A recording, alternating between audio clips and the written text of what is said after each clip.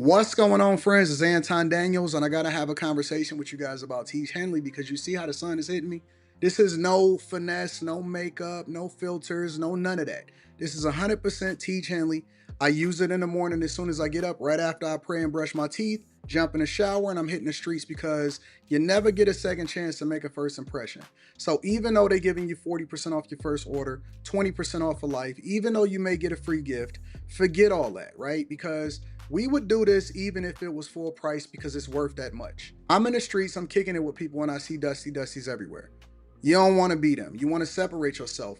And the way that you separate yourself is self-care. Ladies get it for the fellas. Fellas don't wait for the ladies to get it for you. I'm about to hit the streets right now, and I'm feeling confident. I'm feeling great. I mean, I already got confidence, but to have that extra boost of confidence, knowing that you've taken care of yourself and you set yourself apart from all of the rest of the sheep that's walking around making bad decisions on a daily basis. And it's reflected in their actions. It's reflected in the products that they use. It's reflected in the people that they follow. And so if you're trying to level up, if you're trying to make sure that you look good, they're going to send you the pack. They're going to give you all of the instructions on how you're supposed to use it. Then make sure you get your Teach Henley. Again, 40% off your first order, 20% off for life. Get your free gift. Make sure you tap in with your boy Anton Daniels because Unc is never going to lead you wrong. I would never have you use a product that I don't use myself. Again, they've been rocking with me for a long time. Make sure you get your Teach Henley. I love you. I appreciate you. I'm going to holler at you guys later.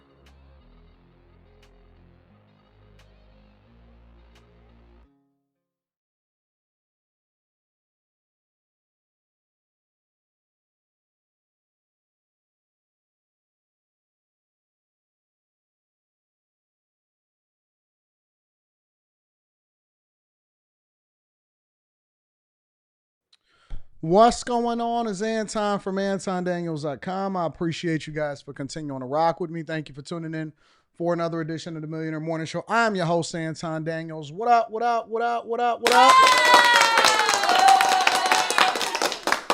What's going on, friends and family? How y'all feeling? What's today? Thursday? Shoot. This week is going by fast. It is Thursday, October 16th.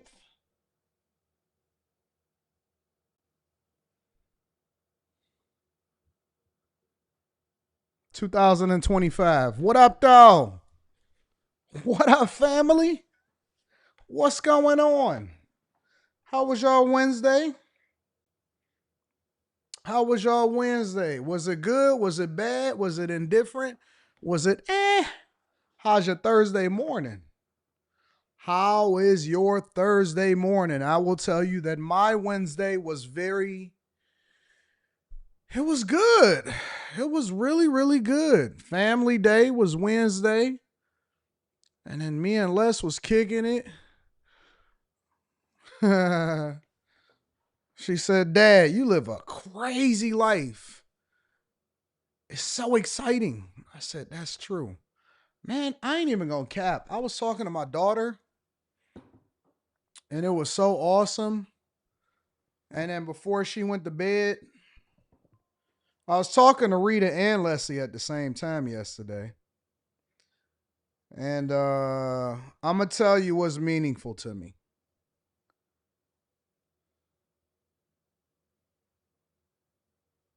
I'm gonna show you. It's nothing like a daddy-daughter relationship.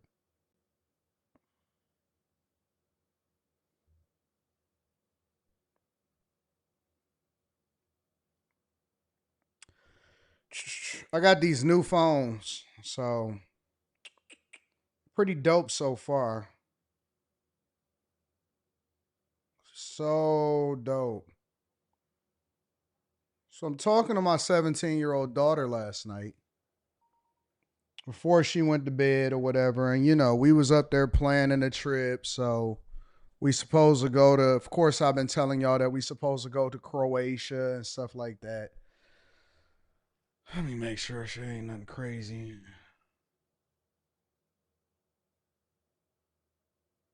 So, and then she goes up to her room.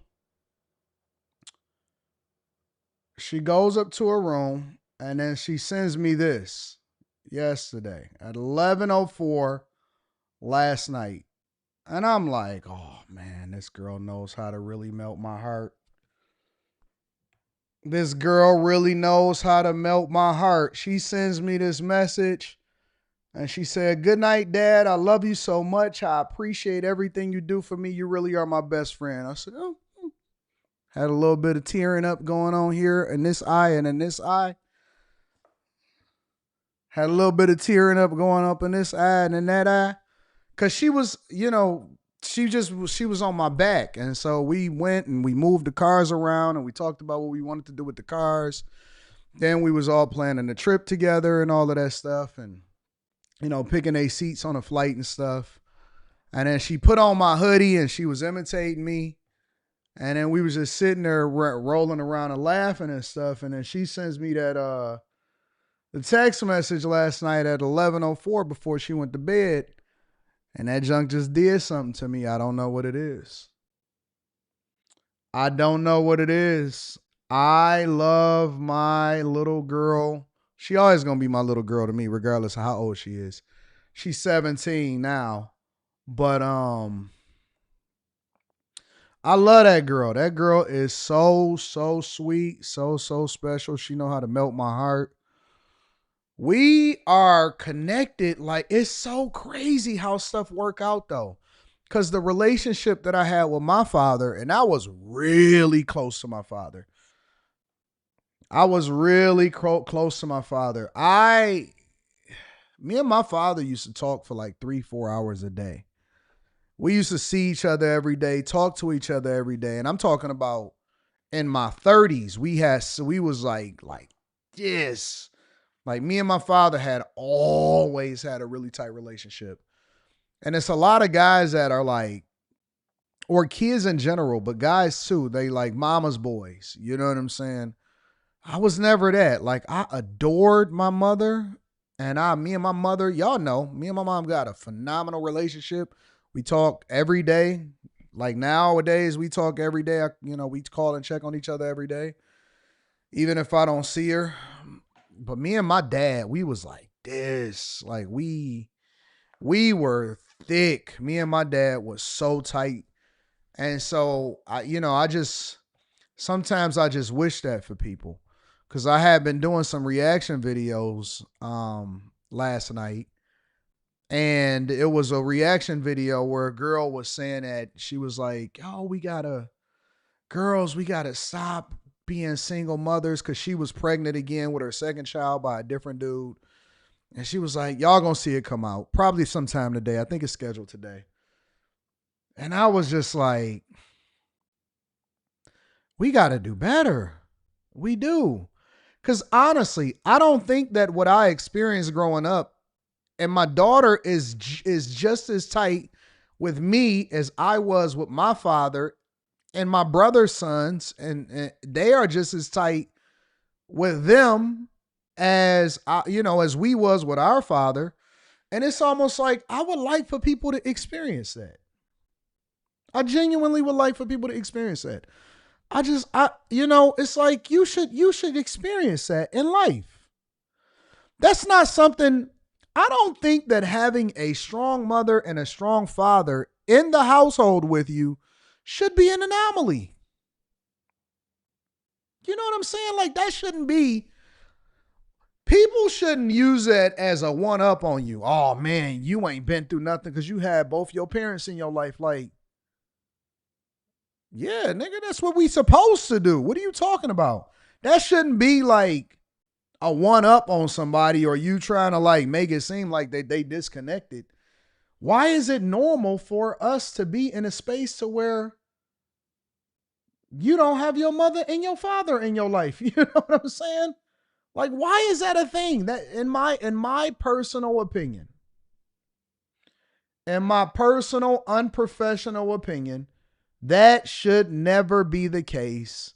And it should be abnormal. We should be looking like, wait a minute, you ain't got both of your parents in your life? Like we should be shaming people and instead of enabling them with bad behavior by saying, "Oh, it's cool. You know what? That's normal."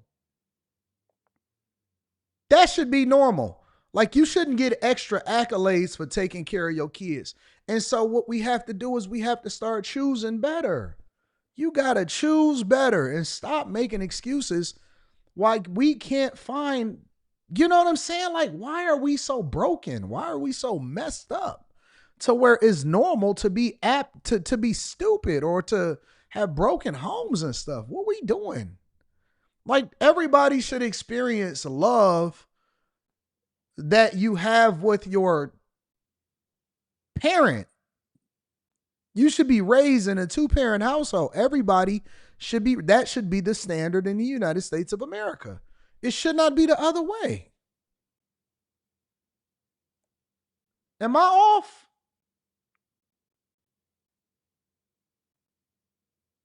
Am I off?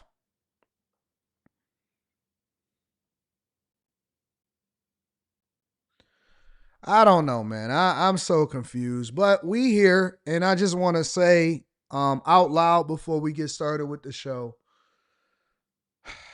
thank you, Jesus. Thank you, God. Thank you, thank you, thank you, thank you, thank you. Thank you, Jesus. You are the greatest. I live a life. We live a life. We got this great community. We live this life that is second to none. And I appreciate you. I genuinely do appreciate you. Lord, you are the greatest of all time. I don't even know what it feels like to be hated anymore. Like, you know what I'm saying? All I know is love. I'm just so excited about life and opportunity and the new things that's ahead of us. Looking forward to the next year, looking forward to next month, looking forward to next week, looking forward to this afternoon. I am just so excited and thankful for the life that I have and the people that are around me and the people that support me, opportunities that we have, and the chasers. Shout out to the bag chasers. Shout out to the chasers. I just love God. I do. I do. I'm so appreciative. I'm so thankful. Um, and I do. I feel bad for people that live a life where the only thing they have in it is negativity. I do. I feel so bad for y'all. And then I wake up and I stop feeling bad for y'all because you won't choose better. You won't do better. You still dusty. I feel bad for people that have suffered in their relationships. I do. I do. Sometimes I know that people lashing out at me is really them lashing out at their situation. Because even if they talk negatively about you, it doesn't change the fact that it's not me. That's why it's so difficult to get offended. It's so difficult to get offended. It's almost like no guy gets mad or offended when somebody says, "Oh, you broke and you rich." It's like, okay, you got it. Nobody should be offended if somebody says, "Well, that's why you've been married for 20 years." Facts. You know what I'm saying? Like, if somebody say, "Yeah, they want to he about to break up," or it's like, okay. You know what I'm saying? Like, that's why you've been stuck in Detroit. You stayed in Detroit your whole life. Okay.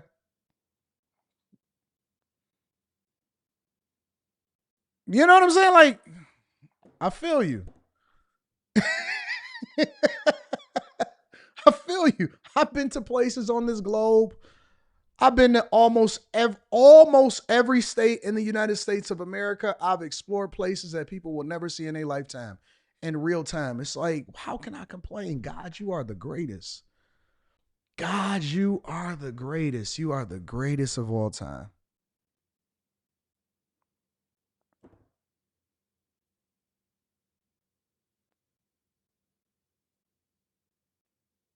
Somebody send me a video. Y'all got to stop sending me these videos. Listen, please, for the sake of God, for the love of God, please stop sending me. I don't want to see them. You know what I'm saying? Somebody sent me a video. Somebody said, ha ha, ha ha. He got 1 million subscribers And they not checking for him. What? What do you mean? I do 100 million views almost a month. What do you mean?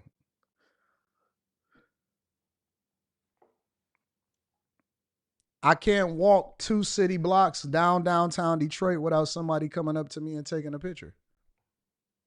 You know what I'm saying? Like, what do you mean?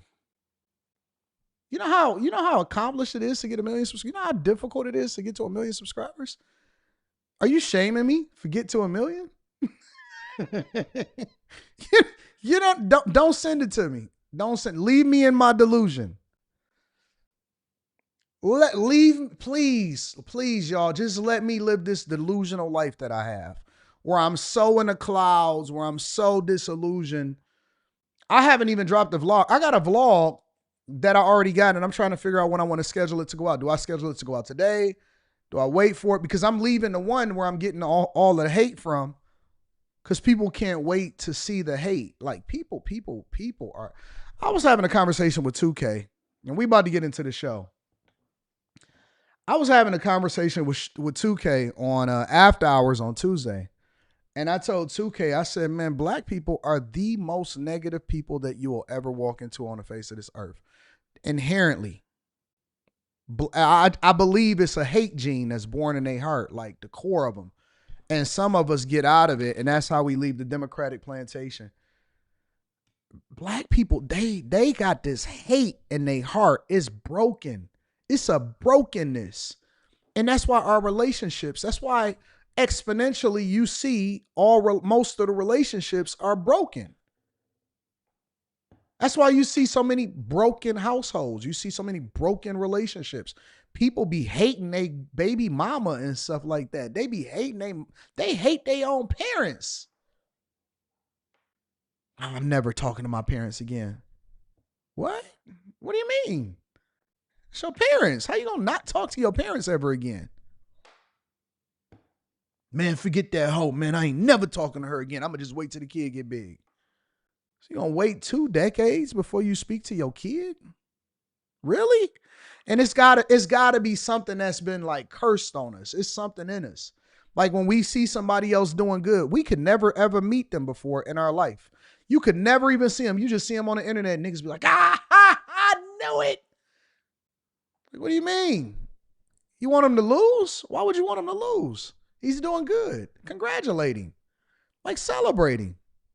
You don't like that? That bothers you? You can find some negativity in them winning? Okay. Well, listen, God bless you. Because they got to go home with themselves at the end of the day. They got to go home with themselves.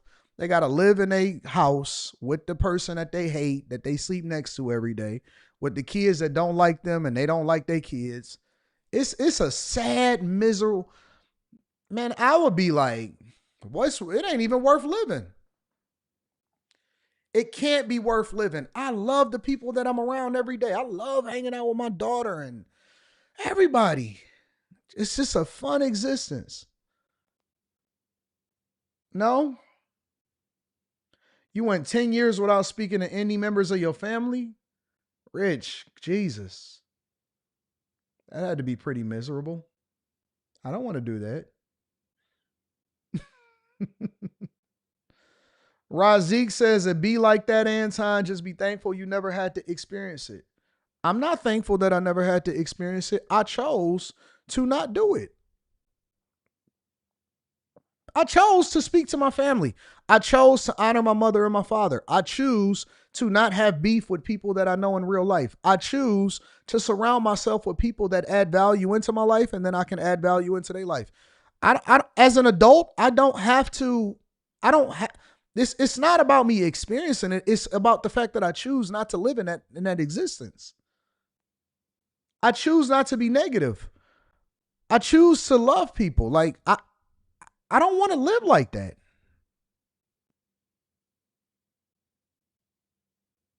Some family ain't worth it, bro. What do you mean some family ain't worth it? So you gonna beef with your people just because you don't necessarily care for something that they do or they say? Like, look, I don't have to spend all of my time with you to say I rock with you or to check up on you or whatever. Like, I don't have to, we don't have to do business together. I just said, when I see you at Thanksgiving, it's all love. I can't wait to see you, man. I'm excited about seeing you. How y'all been? Listen, y'all got to get that hate. Honest to God, bro.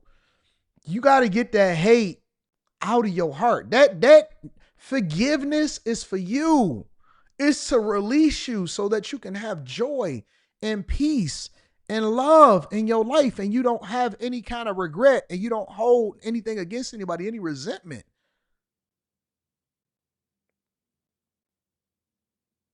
Your cousin is trans and ruining the family.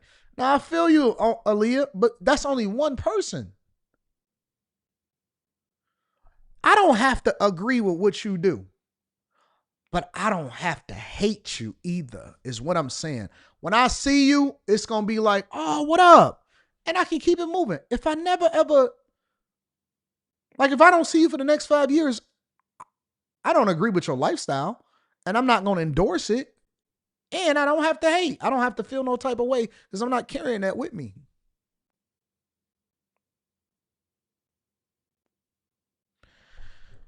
You don't really know until you can't speak to him no more, until there is no reconciling, until there is no more conversations, until there is no more opportunity. I'm not living like that. I'm not living like that. I don't want that.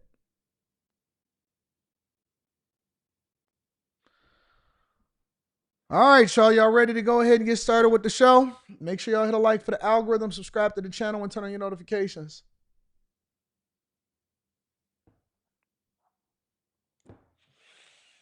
Mm, mm, mm, mm. I don't want to live my life like that. I don't want to live my life like that. I'm not living like that. No, I didn't say I was going to be having no long-term conversations with a gay family member now. I just don't want to hate nobody. I don't care. Life is too good to be hating anybody. You know what I'm saying?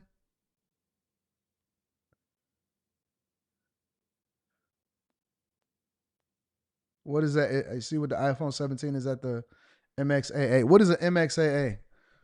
I got the blue one. I always keep two iPhones. I got the blue one and then I got the orange one, the pros. It took me a couple weeks, 2 to 3 weeks, whatever it is that the day that it came out, I had ordered them. And so, they dope. I like them. I like the way that they feel in my hand. I like all of that type of stuff. I only paid like 43 cents on them. So that's a fact. I only paid like 43 cents for both of these. I already showed y'all that. I showed y'all the receipts for that. So yeah. Yeah. So you love liberals, Anton? Yeah, maybe. It depends on.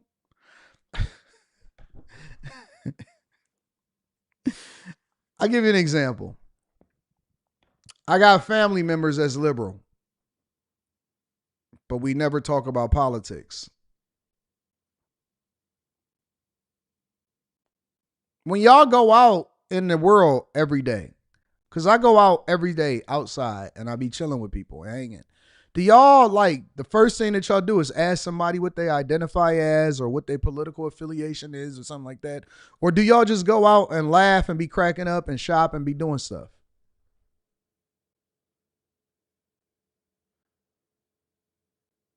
How would I know who's liberal and who's not sometimes? Because that's not necessarily something that I wear as a badge. You know what I'm saying? All right, let me ask you a question before we get started with the show. Let me ask you a question now. All right. Do you ask a woman is she liberal before you bust her down?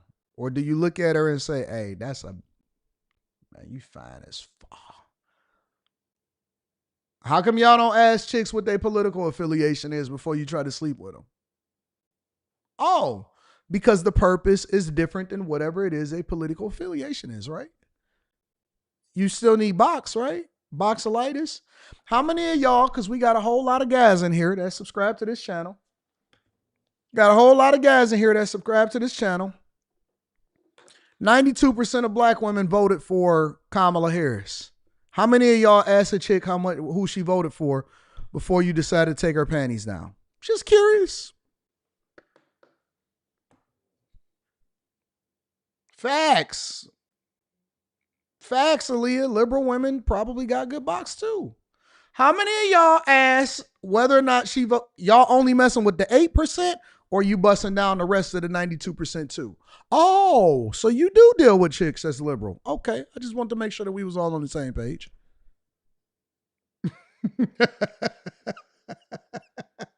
Just wanted to make sure that we was all on the same page. Cause y'all don't discriminate when it comes to who it is that you lay their head in your lap. Man ain't never asked you, did he? I know. So don't sit here and try to put your, so you only deal, nigga. What you mean? What you mean? Do her mouth work? Make sure you hit a like for the algorithm, subscribe to the channel, and turn on your notifications. You can ask the same question when it comes to these pro-blackity blacks. Ask the same question when it comes to the pro-blackity blacks. Black on the backhand side. Then they be seeing, you see them, see their wives and stuff or their girlfriends. Sweet milk of magnesia. That's why I don't be respected, because they don't have no real standards for what pro-black means. Everybody is super liberal and they lying. Everybody liberal and they lying. Everybody on the black hand side. Sweet milk of magnesia. Woo!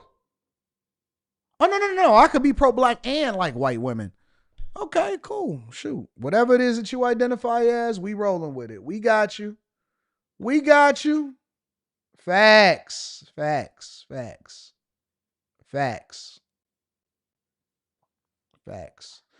Let me read some of these super chats and then we're going to go ahead and get started with the show. Simone Stewart. What up to Simone Stewart? I appreciate you. What up to Big Mo? Simone Stewart says, tips to overcome corporate burnout. Why are you taking a job home with you? You do your job and you go home. What do you mean? You getting burnt out on making money? You getting burnt out on making money, Simone? A lot of y'all make the job your identity. The job is everything that you have. It's your identity. You need to go in there with your mindset to take care of business and disconnect when you're not at the job. Shout out to my dog, Spencer Campbell. I appreciate you, big dog. Appreciate you and Mike, that dude. Thank you, my friends. Thank you for holding me down. Let me read some of these super chats. Make sure y'all tap into the Patreon. Safari Noble says, good morning, AD. Have you seen the Magic City strip club pop-up in Japan? Seems our greatest export is degeneracy now. I did see videos of that on, but I heard they was throwing fake money too. I heard there wasn't even real money. Chris H says, facts, a daughter's love affects you like no other. That's a fact. Magnetar says, sold my house back in Illinois, got my funds, iced coffee for everyone. Feds, we still up regardless of a shutdown partner. Says the Juice movie reference. Antoine Mailman says, good morning, AD. What do it mean or to treat or to live your life like a business? I've never heard of that until I started watching you. What does it mean to treat or live your life like a business? That means that I look at everything from a business perspective first, from relationships to interactions. Like, let's say, for example, content creation, right?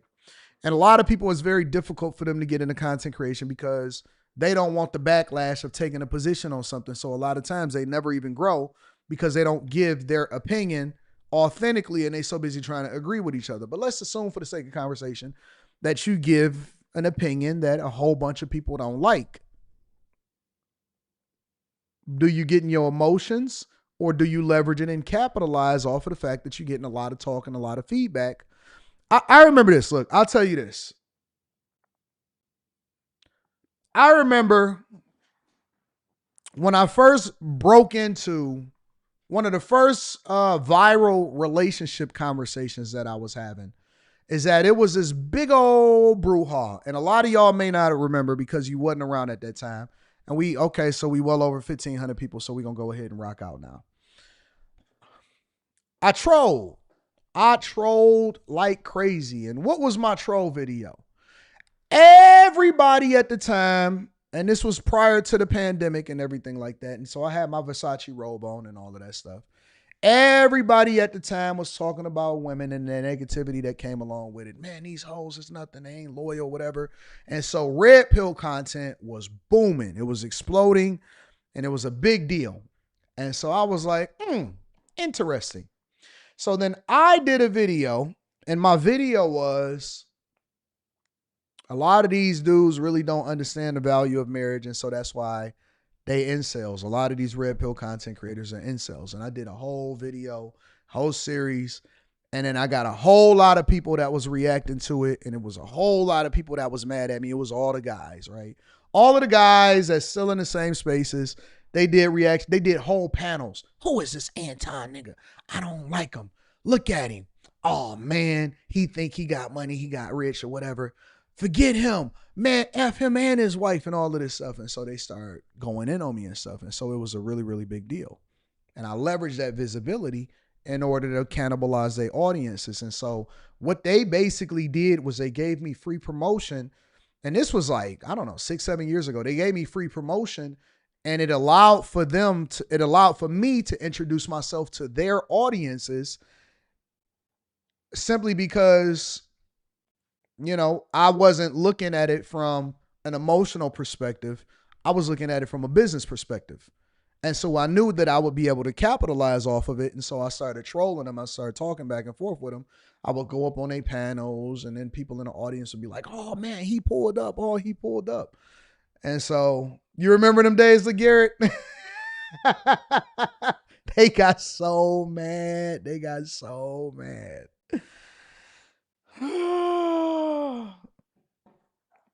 So that's how I kind of broke they, you know what I'm saying? I kind of broke they stuff because, you know what I'm saying? They introduced me to their audiences that otherwise wouldn't have. So my point is that I looked at it from a business perspective. They were looking at it emotionally because they was really feeling some type of way about what I had said. You remember that, Peter Investor?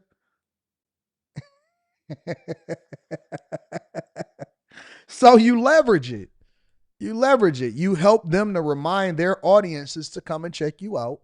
And then you capitalize off of it. And that's how you generate the big money. That's why they pay me the big bucks.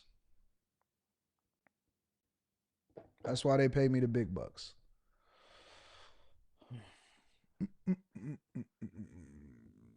Gino Jr., you remember that? They were trying to cook you and you brought seasonings. Yeah, the good old days. You was cooking on real life street stars. Yep. Leverage that too. Introduced me to a whole new audience. Now you see me with over 1.6 million subscribers across multiple different platforms.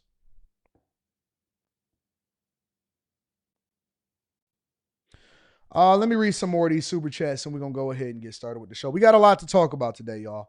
Without question says, indeed, me and my mama straight, but me and my dad, that's unfortunate. Got to let that go, bro. Got to let that go.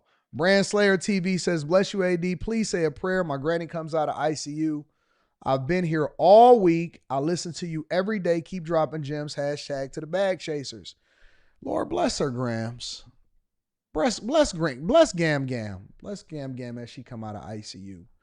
Not to be cantankerous, you know what I'm saying, but to be relieved of pain and to be happy and healthy and to be enjoyable to be around in Jesus' name. What up to Aaliyah says, have a great show, King. Hey, Anton. Oh, man, Aaliyah, what the fuck you trying to do? You trying to get it? What's your schedule like? DM me on Instagram. I want you to come see the city before it gets too cold. I want you to see the city before it gets too cold, Aaliyah. DM me on Instagram. Don't tell him downstairs either. Malachi said, good wisdom talk to open up the show. Anton, have you heard of a Righteous Perspective hosted by Wise on YouTube. I haven't. You can send me their stuff. Maybe I've seen them before. I'm not sure.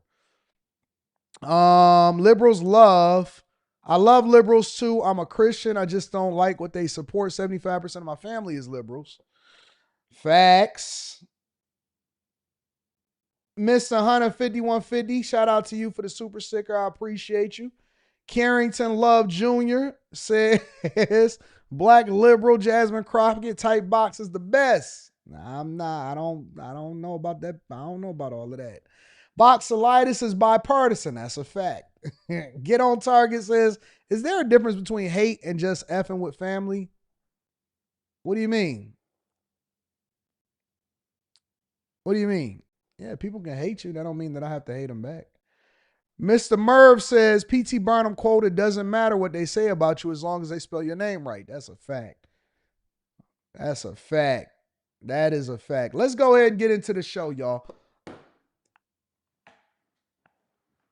This nigga been dusty for a long time. We gonna give him what he want. Gonna give him what he want.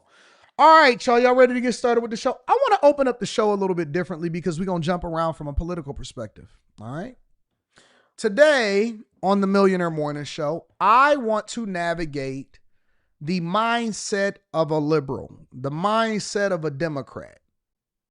I want to look at that mindset from the shutdowns perspective. I want to look at that mindset from a corporate perspective. I want to look at that mindset from a financial perspective. I want to look at the mindset from a migrant's perspective. And that's the reason why I named this show Sellout. What does it take for you to go against the principles of who you are, to go against the best thing for Americans, to go against making a better decision for your family, to make the most money possible? What would it take for you to sell yourself out?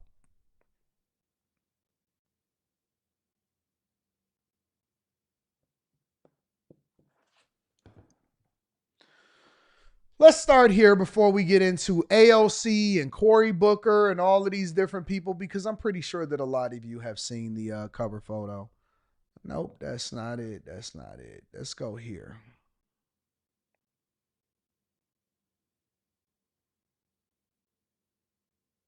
Oh, wrong one. I'm sorry. I meant to do this. All right, so there we go. So we got a bonnet bay, but ignore the bonnet. We got a bonnet bay, but ignore the bonnet. And she has a question, which I think is a legitimate question. Let me share it with you guys. I'm beyond frustrated and confused, and TikTok does not fucking help. So, I see a lot of people upload, like, let's be transparent. How much money do you make? How much money do you make at your job with your career? How are you affording this lifestyle? Da da da da da da da da. And then you read the comments under those videos, and everybody is like 180,000, 150,000. Like, everybody is making 80,000 to $400,000 under those comments. But then we see majority of TikTok creators, like, not creators, TikTok people that are just on this app complaining about their finances. Like, most of us are not doing that well. So whenever people make these videos, like, pay transparency, and 99% of the comments are all making over $90,000, it is very confusing as to, like, what the fuck is happening in real life. And so the reason why I say that is because in my city right now, they are building up brand new apartments every fucking where.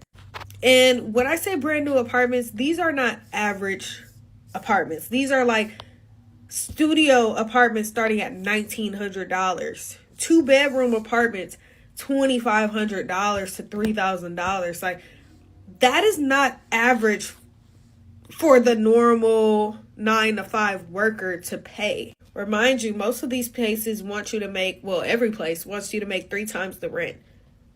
So I'm like confused, because I'm like, how where are these people working that are affording to live in a studio for $1,900? And then it's like, is society trying to just push people to get married or something? Because I can understand a two-person household affording that. I can't understand a single mother or just a single person affording this. So I'm confused. I'm so confused because, again, a lot of us are on this app complaining about our finances, but then you run into one of those pay transparency posts and you see that a lot of these people are actually like rich in my book. If you're making 180,000 a year, baby, you got money compared to my ass. Do everybody actually show receipts, or do they just say it when these pay transparency posts? And then in real life, it seems as if everybody is making 180,000 because of the new build apartments that they're building. Like, I am so confused. Like, where are the poor people? All right, so let's work backwards on this conversation, okay? She said a lot. She asked a lot of questions. I feel like I should have gotten my iPad. I am. I'm gonna go and get my iPad on the next segment, so I can get my Apple Pencil, and I'm gonna start taking notes because there are certain things that I want to address. And what I also want to do is I want to start letting these videos play longer so I can get the full context before I stop it in the middle, because I be having a lot to say, and you know how we do on the Millionaire Derailment Show. So let's start from the front or the back, and then work our way back to the front, okay? She says it seems like everybody is making $180,000 because of these expensive apartments that's being built. Now, there's a couple different things that goes along with that. You got to understand the amount of money that is being made and being generated, and you have to start just looking at it from a business perspective. All right. Let's say, for example, you build an apartment building and it has 50 units in it, right? And the units are going anywhere from 1900 for a studio up to $3,000-$4,000, depending on which units you get, what your view is or whatever, for a 2-bedroom apartment. And then people will say, man, how can they afford this? Where you drive by a house and you say, man, what do they do for a living? And then let's take a metropolitan area. A metropolitan area may be the city plus the surrounding areas of people that may live, work, and play in that area, or is looking to move into a specific part of downtown or wherever they build in this new apartment building, right? And these 50 units, 50, right? Because people will drive by, hundreds of thousands of people will drive by every day and say, man, I wonder who lived there, or man, to do this, I want to do that. If you got 3, 4, 5, 6, 7, 8 million people in a metropolitan area, okay?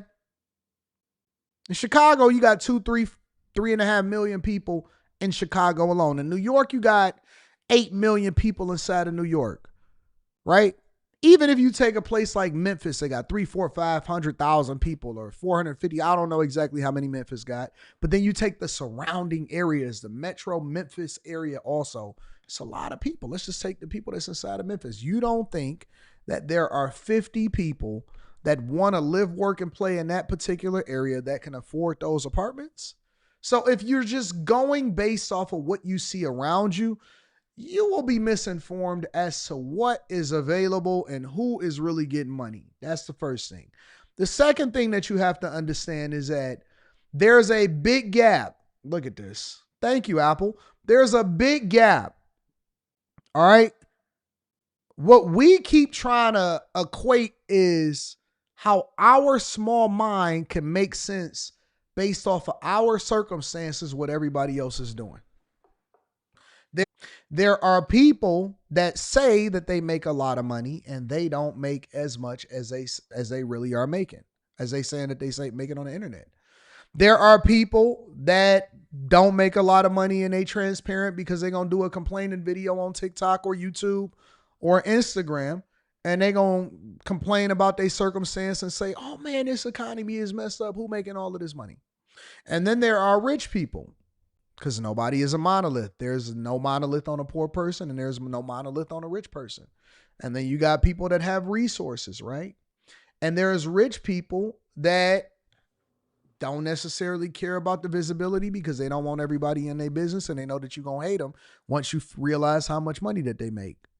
All of these pro-black grifters, they all live around white people while they talking about how great black people are and that they lambasting white people, right? And then you have the richer white people or black people or whoever it is that's getting a lot of money and they don't mind showing their money a little bit more. They may not be as visible as far as, on the internet and stuff like that and social media, but it's some people that's really getting money, right? And then you have people that are solidly middle class that choose to live above their means. And so it's a lot of people that make 70, 80, 90, 100, $200,000 and they still living paycheck to paycheck because just because they are good at what they do does not mean that they're good at their finances. And I've seen it 1,000 different times. I've seen doctors making $400,000-$500,000 a year that is up to debt in their eyeballs and they only saving $2,000 a month because they have increased their lifestyle to match their income. And so they are not a monolith. Y'all think that just because people make a lot of money, that means that they keep a lot of money. No, there's people that don't make a lot of money. As far as what doctors make, they may solidly together inside of their household, man and woman together, working together, make $75,000, $80,000 a year. He may make 50, 55, she make 30, 25, and together they make 75, 80. And then what happens is they lower their lifestyle in order to be able to do the things that they want. They don't have car notes. They don't do this. They don't do that. And so they've made smarter decisions and choices. They choose to max out on a 401k and then may live a smaller lifestyle. And that's not something that they have to trip off of. Y'all might have to leave and come back. If the audio is messing up for you, you might have to leave and come back. Let me see something real quick.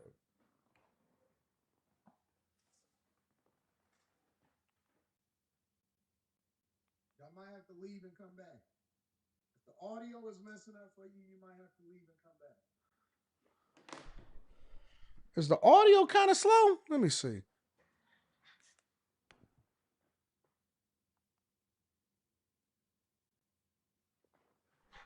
Testing 1, 2.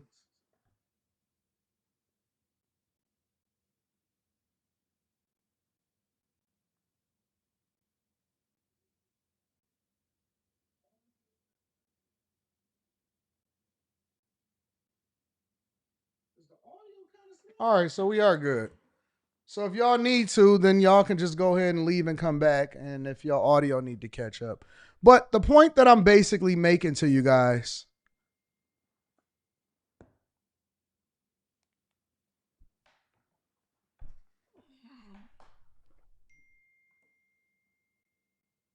Yeah, y'all might have to refresh. That's on YouTube side. So the point that I'm making to you guys is that everybody ain't poor. And it's a lot of people that pretend to be rich that don't really got the money that they say that they got. Everybody is not poor, and it's a lot of people that say that they got money and they not really getting it like that. I'll tell you that it's a lot of rappers that really ain't got money like that. I'll tell you that it's a lot of athletes that 5 years after they leave the league, they ain't gonna have no money like that. I'll tell you that it's a lot of regular people that work 9 to 5s and they did multiple different jobs and they got bags, they got assets, they running it up. Have y'all ever noticed that the people that are the business people, the smartest business people, they don't dribble a basketball, they don't do any of that. We even got the wrong type of heroes, to be honest with you. We even got the wrong type of heroes. You know what I hate about the culture? You know what else I hate about the culture? Have y'all noticed that every time that we use somebody as an example to illustrate what we should live our life like, we always refer to what Jay-Z and Beyonce is doing?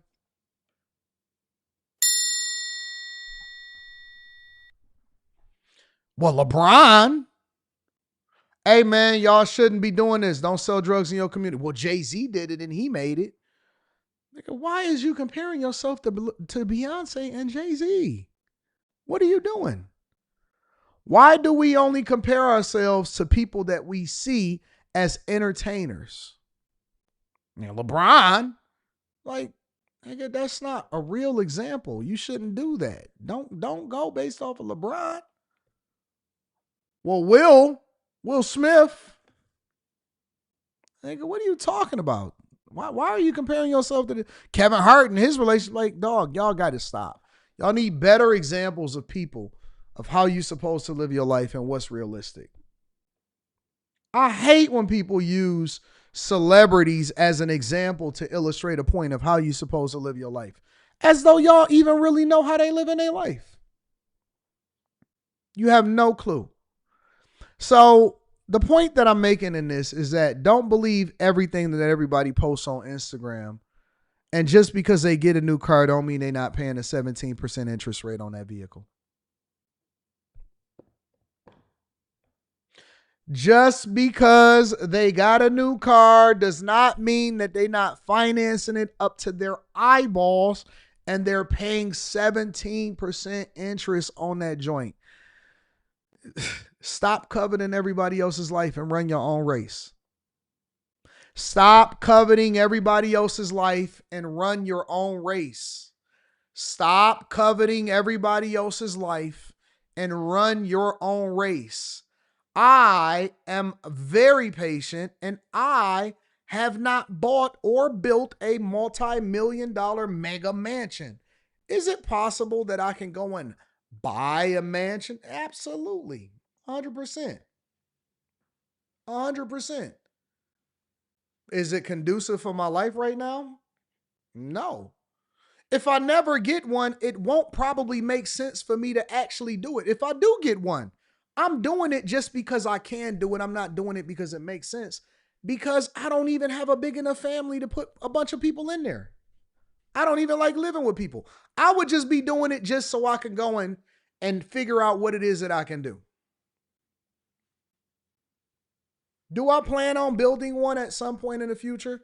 I plan on breaking ground sometime next year on one. Absolutely. I do. But it's not because I need it. It's because that's just something that's a nice to have. Right now, I choose not to do that because the way my checking and savings is set up is kind of messed up right now. I'm running my own race. I'm running my own race. I choose to live in a regular, it's a really nice house, and it's got all of the amenities. It's got really great furniture in it. It's got the views. It's by the water, and it's nice. It's very nice. Good schools, all of that stuff. But it's not mega mansion. It's not something that you would probably put on Architectural Digest. I don't think anybody is going to come to me on MTV Cribs and say, let me see how you live and show me that big old. I got a hell of a deck, though. I got a hell of a deck. My deck, I got a hell of a deck. I'm running my own race. Who am I in competition? I just so happen to like cars. I want to have a house, but and I will tell you this. I ain't got no mortgages.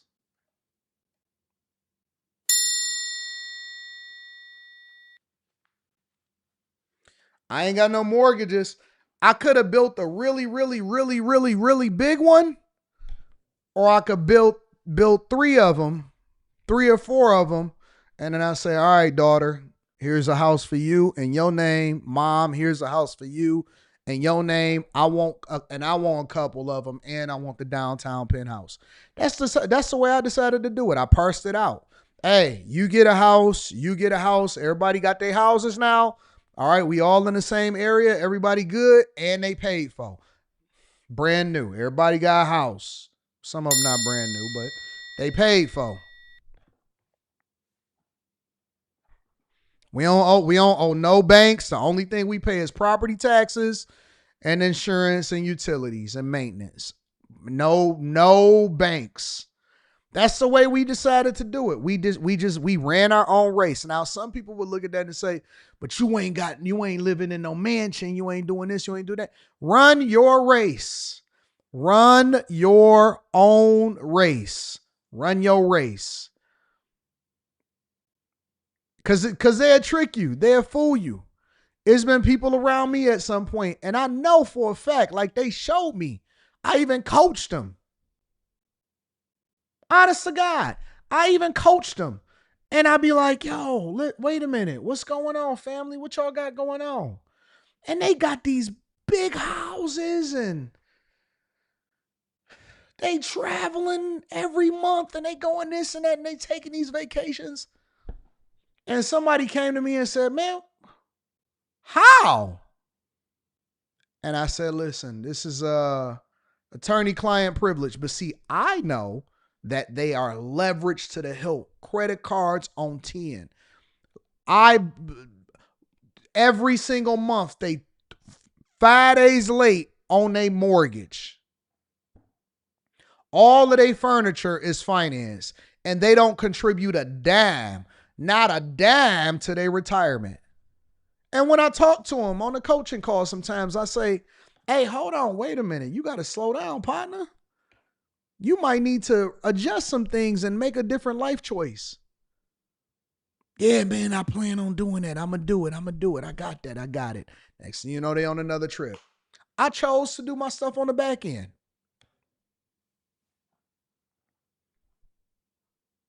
I choose to do my stuff on the back end. I wanted to make sure my daughter's college was paid for. Wanted to make sure everybody got a crib. Wanted to make sure I got a certain amount in my brokerage account. Wanted to make sure that I'm building so many houses per year. Want to make sure that I'm investing in my businesses. All of this type of stuff. I don't want to live like that. I don't need that type of stress in my life. No matter what, we straight. I don't want that life. So don't be fooled by what people is doing and the type of life that they living on the internet. I showed the bag chasers how to go in and find out exactly what the mortgage is on the house. If it got a mortgage at all.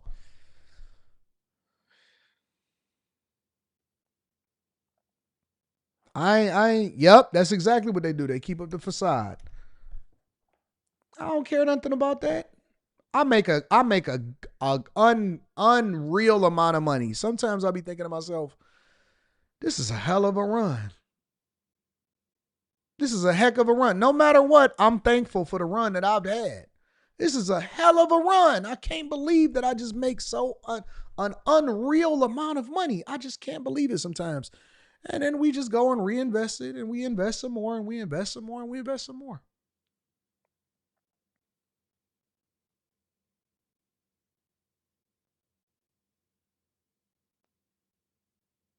Make sure you hit a like for the algorithm, subscribe to the channel, and turn on your notifications. Let me read some of these super chats, and we're going to get into the show. Ty Green, I wanted to introduce the show like that. Gotta hold you accountable, Anton, because you got on us men for talking to women under 25.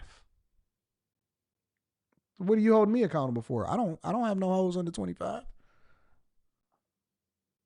Do I got somebody under 25 that I'm talking to? You're gonna have to prove it to me. You gotta prove it to me. How are you holding me? What are you holding me accountable for? What that got to do with me? And I didn't hold people accountable for talking to women under 25. I said, now quote me correctly. Number one, you got to quote me correctly. What I said was, I don't agree with dudes that be waiting for chicks to turn 18 before they get into a relationship with them. And I damn sure don't like when dudes talk to chicks that's underage. I don't like that. I don't like that. Oh, you talking about Aaliyah. Aaliyah, don't be lying to them people talking about you. Don't lie to them people. Well, she got to say that. So, no, you're right. You know what? We're going to go with that, Aaliyah. Yep. Whatever, what she just said. Wait. What y'all worried about what me and her got going on? Oh, y'all. Oh, y'all. Y'all cock watching. I get it. Okay, I get it. I get it. You cock watching. You cock watching. All right. I see y'all. I see you. You worried about what my cock is doing.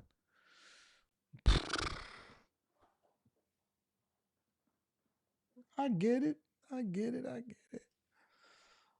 They so focused on what I'm doing. What you focus on what I got going on?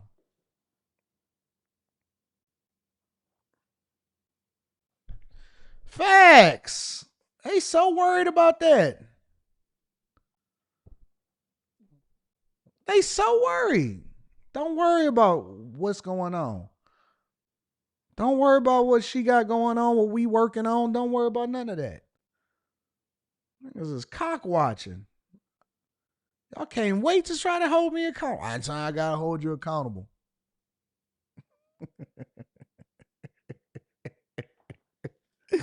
Make sure y'all tap into the Patreon. Sheesh. Sheesh. Without question said, my bad means locked in. Dad and I are close. Oh, okay. I got you. Dad and you are locked in. All right. Shout out to you. Mr. Too Fresh says, hey, AD, are you going to review the Supreme Court hearing on the Voter Act? And yes, I sent it to your email. I can. Teresa Dingle says, what up with the super sticker? I appreciate you, Teresa. Thank you, my love. Thank you for holding me down.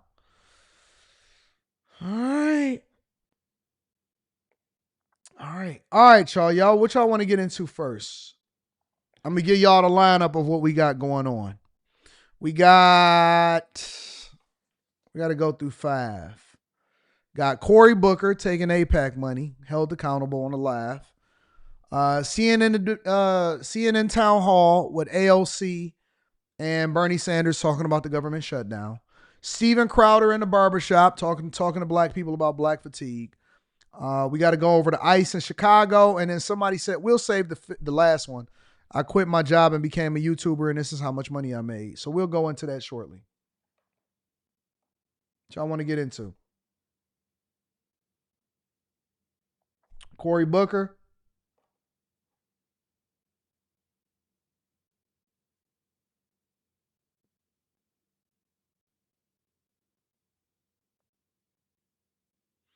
All right, let's get into Cory Booker. So Cory Booker appeared on a podcast. All right. And y'all will be surprised. I need y'all to we gotta focus, y'all. And let me tell y'all why we gotta focus. Cause I crossed over 1 million subscribers, right? I crossed over 1 million subscribers, and it is a feat unlike any other. But let me tell you something, bro. Every single day, I find a different platform or a different podcast that I've never heard of before. This one just so happened to be the Anti-Cult Club, which I never heard of before, right?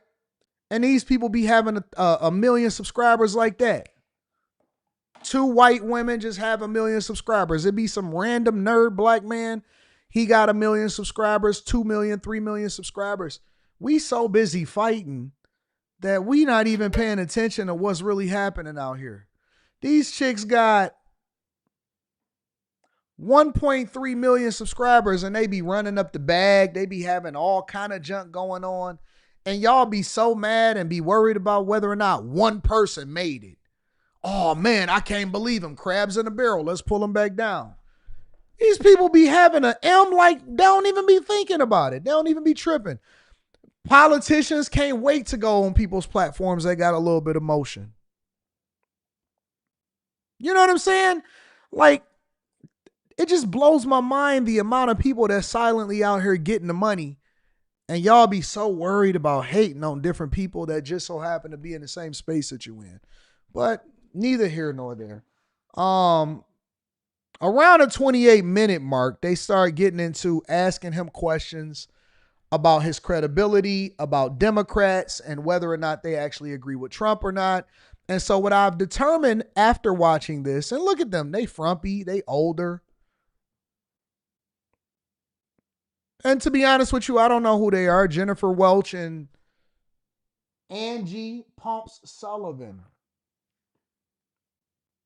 Just some regular white women that just got a ton of subscribers, and now they got Cory Booker on there explaining himself. Anyways, they seem to be very, very liberal, and of course, I told y'all in the beginning of the show that we was going to be focusing on the liberal mindset, and so this was some of the conversations and the questions that they had for Cory Booker. I'm gonna go a little bit before the mark where they start to ask him about the type of money that he takes.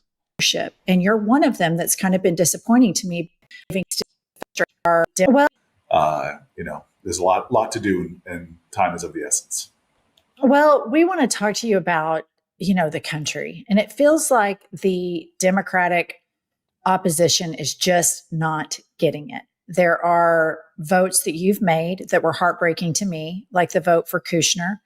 That really pissed me off because I feel like this administration, it's not, are they fascist? They are fascist. It's not, we're on the precipice of fascism. We have Pritzker, Texas is sending troops to Illinois. And I feel like the opposition needs to be fuck no across the board. We're not giving you a centimeter. And I think there's been a lot of capitulation.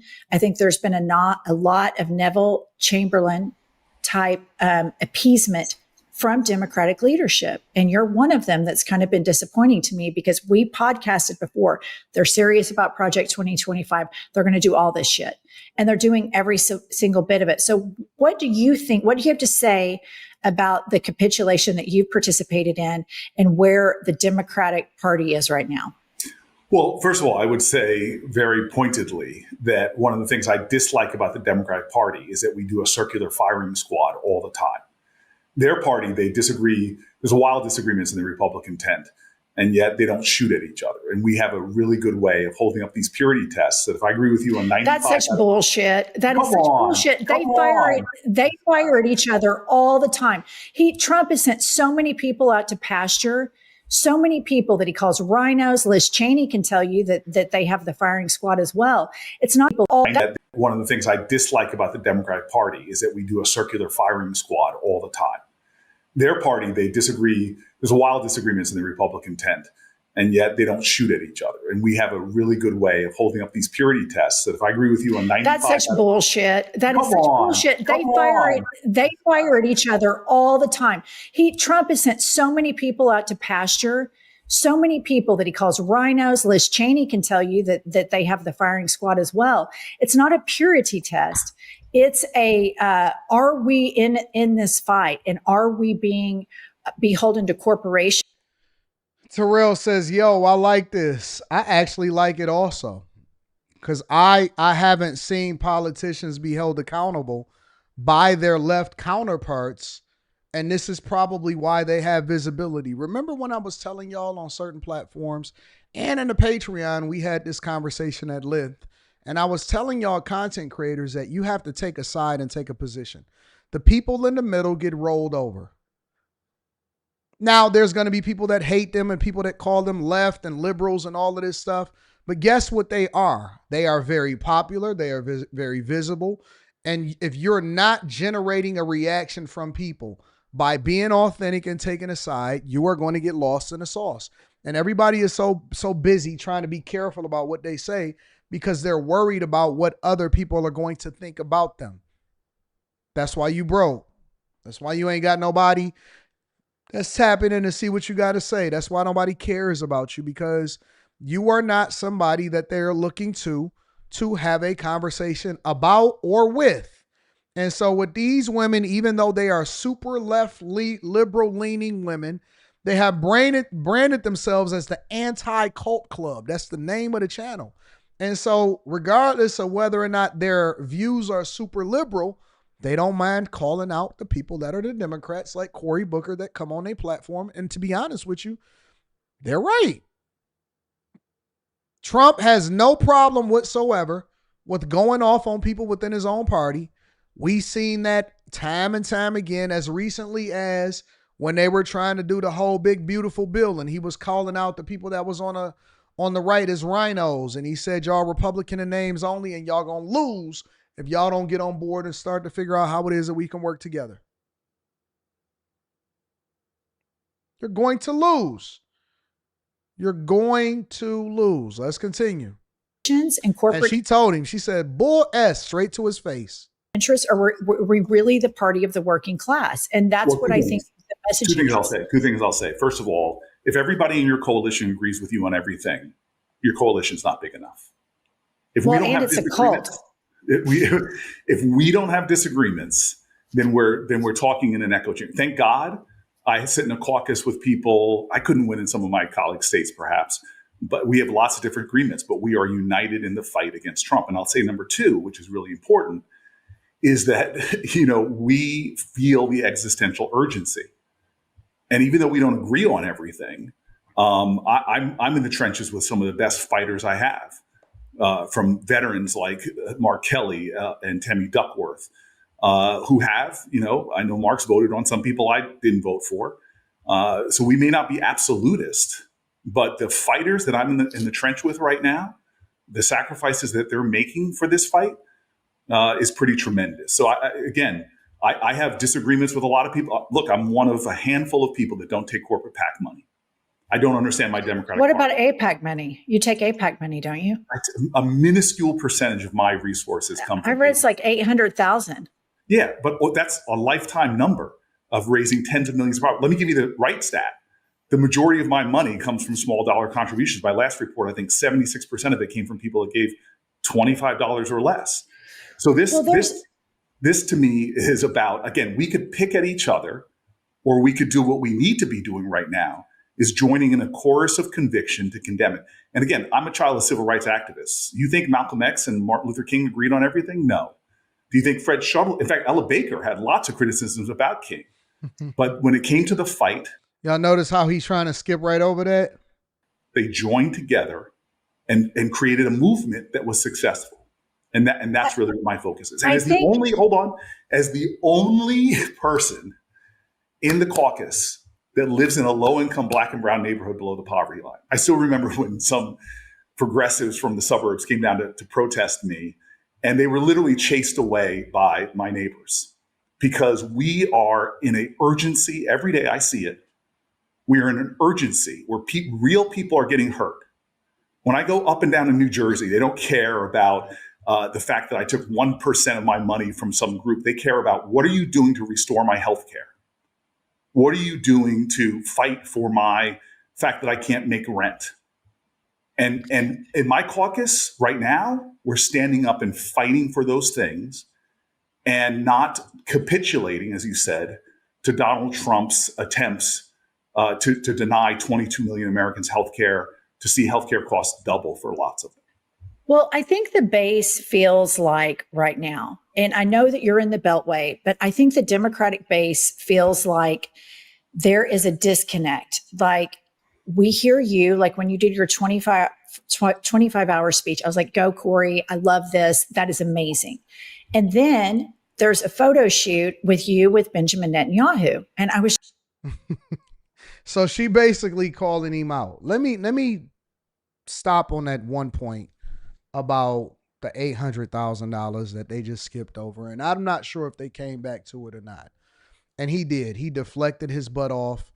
And usually what they do, especially politicians, when it's a question, and they've been taught this, they're trained to do this. Usually what they do when there's a question that might or might not tap into a nervous system, and then you got to start explaining, why are you 800K deep?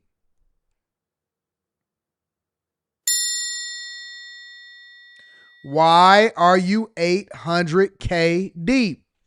Why did you take, why is $800,000? Because he tried to slip it in and tried to make it seem like he was better than his cohorts. Hey, I'm the only person that don't take PAC money. I don't understand exactly why my colleagues even take any PAC money. It's crazy to me. It's crazy to me. And then she was like, well, but you took 800,000 AIPAC money. I mean, but it's such a small amount compared to all of the rest of the amount of money that we get. I mean, 70% of all money that we get is small donations, $25 or more. So we just gonna skip over to 800,000. Why did they give you 800,000? And what I've learned, because I will admit I am a hefty contributor to seeing who I want to get in locally in office, and a lot of times, or whoever it is running for city council or whatever, I absolutely will make sure that I contribute. And then I will make sure that, because we all need to be doing that. We need to be having that more of a conversation about how we're ensuring that our interests are being met. And one thing that I know for sure, and two things is for certain, is that you don't get that type of money unless you actually either really want them to get in for your best interest, because we're not talking about a little bit of money. In the grand scheme of things, is $800,000 a lot of money from an AIPAC?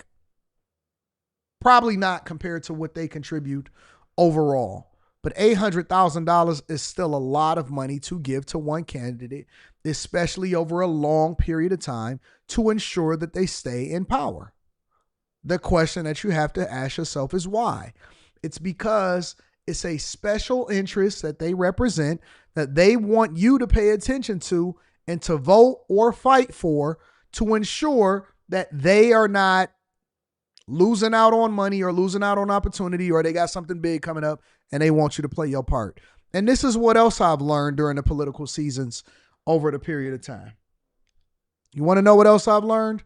Is that $800,000 is divvied up amongst a bunch of different people that they want to vote a certain way, or that they want to bring forth in budget talks or whatever it is, a legislation or whatever, ensure that this is in, and so on and so forth.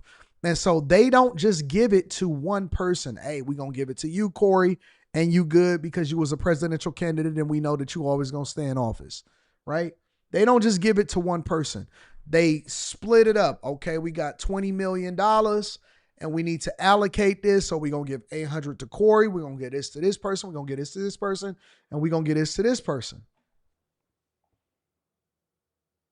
The question that we have to ask ourselves is, what do they want? What do they want? Now, a politician is going to spend it and say, well, listen, I was already going to do this or whatever. And they, it doesn't hurt and this and that, so on and so forth. But see, what is it that you're trying to do? What room can you make a phone call? That's what it really comes down to. Facts, Matthew Crawford. That's what it really comes down to. Do you know what donation money is? Do you know what the play is? It's a couple different plays. A, I'm lobbying. B, I want you to represent my special interests. And C, I'm going to need to make a phone call just in case I need to make a phone call. Facts, Azriel. Nothing is free. I'm going to need to have your phone number, and can I get in touch with you when I need to get in touch with you?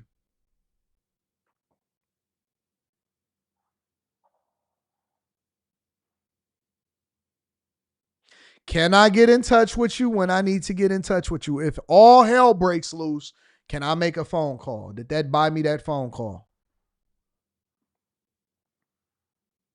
Trust me. It ain't nothing better than having a good old politician in your back pocket. Y'all networking wrong. I promise to God you networking wrong. I promise you you're networking wrong. You think networking is about being in the movers and the shakers and all of this stuff. No, networking is being able to contribute to a campaign to make sure that certain things happen, to ensure that when a favor is called, that you deliver, and you always got that thing in your back pocket. You always got that thing in your back pocket. It's to know who's going to be doing what and to make sure that you got them in your back pocket. If y'all not playing the game that way, this is why they don't care nothing about what you're talking about, bro. It's just like, what in the actual fuck? Like, how Listen. Trump, before he became president and he ran on the Republican side as a businessman, he contributed to both Republicans and Democrats.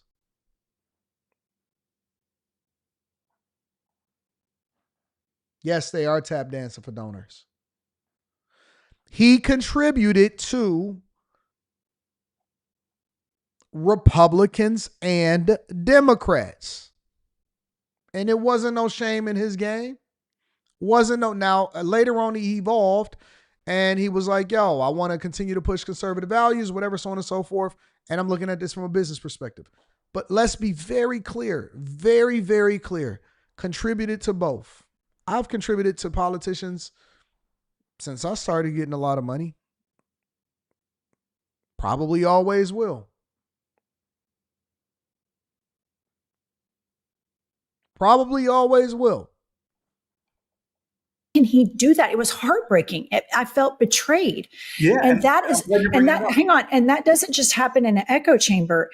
It's important when there are Democrats like you, where the base, we should make each other better. We need to evolve. And I love that you come on here. We need to have these conversations. It's not a purity test. We want credible messengers. Because Matthew Crawford says, my father always taught me to be wary of politicians. They're used car salesmen. Their whole job is to sell the image of not true. Your father taught you wrong. Your father should have told you to get to the point to where you can leverage politicians, not to be wary of them. Your father clearly wasn't a businessman. Your father clearly was not a businessman. Because when we are down the middle and beholden to corporate interests, then we leave this vacuum, and that's how fascism has flourished. And so for myself and a lot of our listeners, when I saw the picture with Benjamin Netanyahu, I felt like it diminished your 25 hours. That's how it felt to me. So a few things. One is, I work in the Beltway. I live in the Central Ward in Newark, New Jersey. Streets that a lot of folks tell folks, why would you demean and degrade my communities? I keep a little picture here of the first place I represented in 28 years old, which is a Black community that's struggling. And we've transformed our schools, our supermarkets, new parks, urban farms, and the like. And the wonderful thing about those folks that I serve is that none of them question where I stand and how long, for more than a quarter of a century, have I stood with the people in their neighborhoods. Number two, so I may work in the Beltway, but I know where I came from and I know who got me here. And it's the struggling people that our party AIPAC money has done a pretty shitty job for, to be honest with you. I agree. Okay, number two, when you say things like Kushner, this and whatever, I remember the people who actually, when the Democratic Party was doing things like passing crime bills that put Black people like me, when I was in my 20s and stopped by the police all the time, behind bars, the Democratic Party failed and fueled mass incarceration. And so the people that were there for me 30 years ago, doing prisoner reentry programs, getting people jobs and housing, I'm sorry.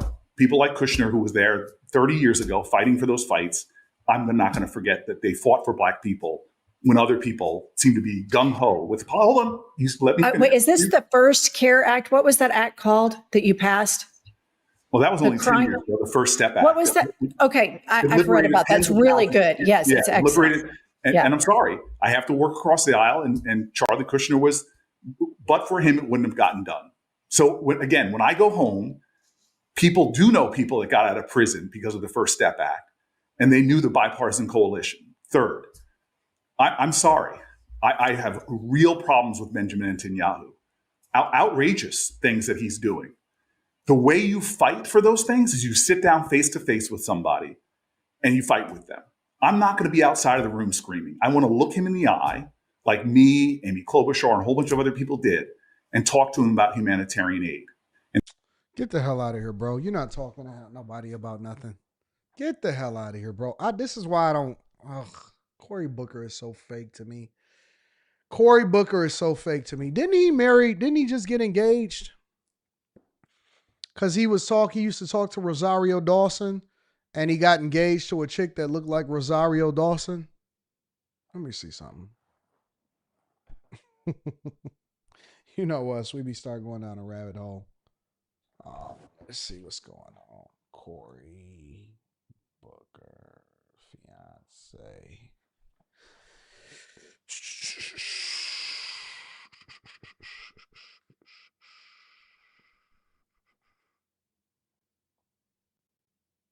Cory Booker reveals quick wedding plans with fiance Alexis Lewis. Yeah, he got the other Rosario. Damn, she looked just like her on the low, though.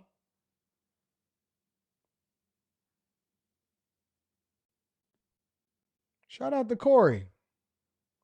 Hey, Cory, what is as corny as he talks, so you keep a roster, don't he?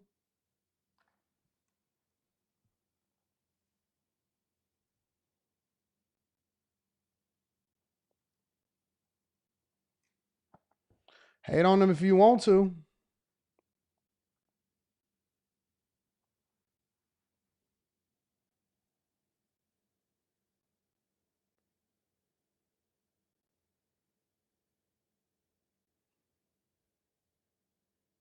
Hate on Cory if you want to.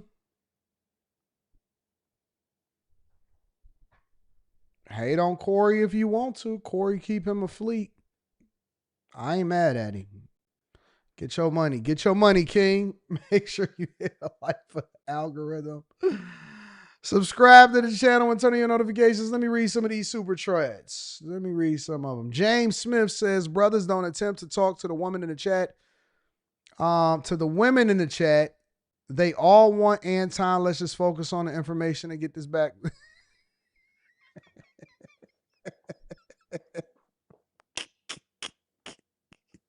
What kind of super chat is this? No, we're not doing that. We're not going to do it. Logical Thought says they super liberals seeing the clip of them talking about having new black neighbors.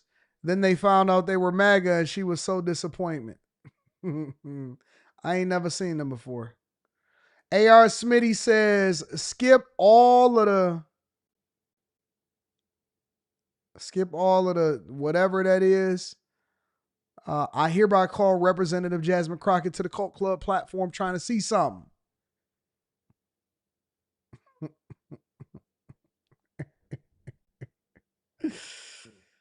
Oh. Y'all messy. Y'all messy. Y'all so messy. Let me see what else we got. Chris Cunningham says, Robert Kiyosaki said you need bankers, lawyers, accountants, and politicians. Just a Brown Girl in America says, hello, sir. How is everyone in the chat? What up, Brown? What's up, Brown? Without question, you hear about the Supreme Court potentially removing the Race-Based Voting Rights Act. Good. Then they need to remove it. They need to remove it. Make sure you guys hit a like for the algorithm, subscribe to the channel, and turn on your notifications. Let's go into... Let's do the Steven Crowder. I haven't watched any of this whatsoever. All right? So I'm going to just preface this by saying that I have not watched an ounce of this whole Steven Crowder situation where apparently he goes into a barbershop to have a conversation about black fatigue. And it looks like it's done about 2 million views so far.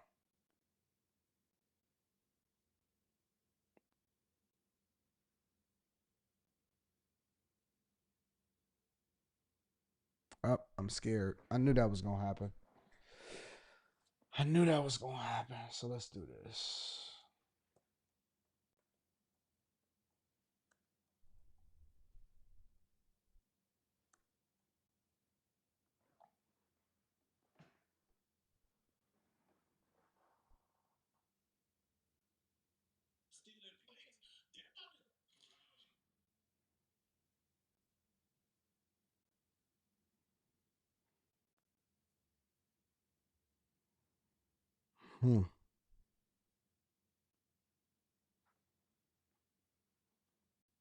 Why? Because it's culturally, it's conditioned. Exactly. So why is it better parenting from Asians than white parents? Why? You said what? Well, we're having real talk. Why do young black men fight in packs? In America, they're not experienced. Sit there. You boy reads improve. Markedly second. That blooded dead place at the hands America. No. Hey, that's not my problem. This button. I met Cedric. I think I scared him. I think he was. How you doing, man? Hey, you doing all right? Yeah, man. How you doing? Good to see you. I need it. You guys all have your beards nice and right. I've never learned how to do this shit. It's because people come here. Yeah. Oh, I see what it is. It's a power move. You have me sitting lower. Yeah, so we can all look down on you. No, thanks. Well, they said you guys got some people coming in here after the last one? Yeah, a couple people came They just through. felt like, I think this is the place where white and black people have conversations. So it was funny. The first person that came last time was he said this out of his own mouth. He was like, I'm Indian, but he had on a MAGA hat. Okay. And he walked in and was like, hey, I saw you guys on Crowder. Can I get a cut here? Yeah, I guess so, man. Come on. Did you have your hand on your piece? You're like, I don't know if you come. Nah, because he didn't come like that. He didn't have the backpack and the ski mask on. Yeah, he didn't have that on. Was he nice? Was he good? It's cool. Yeah. Cool. What do you guys think like when you see someone with a MAGA hat? Because I know we were kind of talking about that last time. It depends on how they present themselves. To me. Yeah. For me. Well, okay. So like, what would present themselves in a way that would be like decent versus piece of shit? Yeah. You know how some people carry that air of superiority. Yeah. And if you present that to me, I'm very conscious of that. If you present that to me, I'm gonna respond appropriately. Yeah. That's just me personally. What would be like an air of superiority, like? Just like certain things you say in conversation, and like you said, just in the physical nature of these chairs. Well, in conversation, you can physically go up and down and put yourself above or beneath. So when people do that kind of stuff. Yeah, it's funny that you mentioned that because I actually, when I do the change my minds and sit with people, I actually kind of slump my shoulders and deliberately kind of make myself smaller just to not. It's like what is it? The crab that has the red under its claws is showing danger. So I don't wear red. Because apparently that signifies poison. But yeah, no, there's all these body languages experts now. You watch on TV, and I'm like, this seems like horse shit. Like he looks to the left, so you can tell he's lying. Yeah, some of it is horse. It's like, I saw him on camera. He killed his girlfriend with a butter dish. I don't give a shit what he says. He took too long to say that answer. He had to think about it. No, he's thinking about what he wants to say. Yeah. He don't just spit shit out. He wants to. Think about what he's saying. Last time we talked, we were kind of just, and the reason was just like, often you see in news, people just kind of siphon themselves off right into an echo chamber. And I thought it was good. We were just kind of able to see other perspectives. Where do you think the country is now? Like with that? Like, is that an open question? Or? Yeah, race relations between, because last time I wanted to get your perspective, and there's a perspective now in the white community. None of us are an ambassador for the entire community, but things have changed quite a bit the last year and a half. Temperatures have gone up. But what do you guys think? What do you think we are in the country? I'd like to chime in on that. Yeah. I'm happy you asked that question. There are a lot of social and economic dynamics at play that have certainly gone, in my opinion, in the wrong direction. I don't think that people really understand the gravity of where we're headed. We are vastly sliding into an autocratic regime here. And absolutely. I'll give you several reasons. You see, in order to have, you can't have a one-dimensional approach when you're wanting to continue to lead from a global perspective, all right? What you see here today is an isolationism approach which has never worked in the past because we don't have an understanding of geography and history, all right? And I'll just simply close by saying, you got to understand something. The rest of the world is grossly infuriated with the way America has taken shape. And not only that, we're ceding all our best opportunities to China, right? Look around you in the relationships they're fostering with everybody else, which includes Canada, Mexico, and they've even gone as far down. Things, you know what I'm saying? Well, you know what, I put it like historical evidence of groups of white people attacking and chasing black people. So it's coming after. So like, when people say it's not happening now. So I'm just saying, and that's the point. Is we're at a precipice right now. That's a part of the historical condition. Well, sure, but someone today. Hold on. I wasn't finished making my point. I wasn't finished making my point. When like I said, black fatigue, that's the newest mantra that's been put out into society to make people think that, okay, they tired of black people. They tired of what you said, that we can't say anything about black people. We can't do, well, when you hold all the power, when you hold all the economic rights, when you hold all the things that make this country move, when you're in charge of those things, you know what I'm saying? Well, you know what? I put it like this. White people got the firecrackers, we got the stem. That's it. Y'all got the power. The power is placed outside of the black community. We're charged with all the negative things. Those are the things that are really generally coincide with how people relate to us. So, black culture, because I'm not even going to say black people. I'm going to say black culture. Black culture is charged with the negative things, not because they're negative, but because that is the reputation or the perception of them that's been placed on them from the people that hold power. Just want to make sure that we all on the same page. He's saying that because black people hold no power, there should be no black fatigue relevancy in the United States of America. If this is not the most victim piece of nonsense that I've ever experienced in my entire life. So, man, the thing about it is that people be acting like we don't see what we don't see.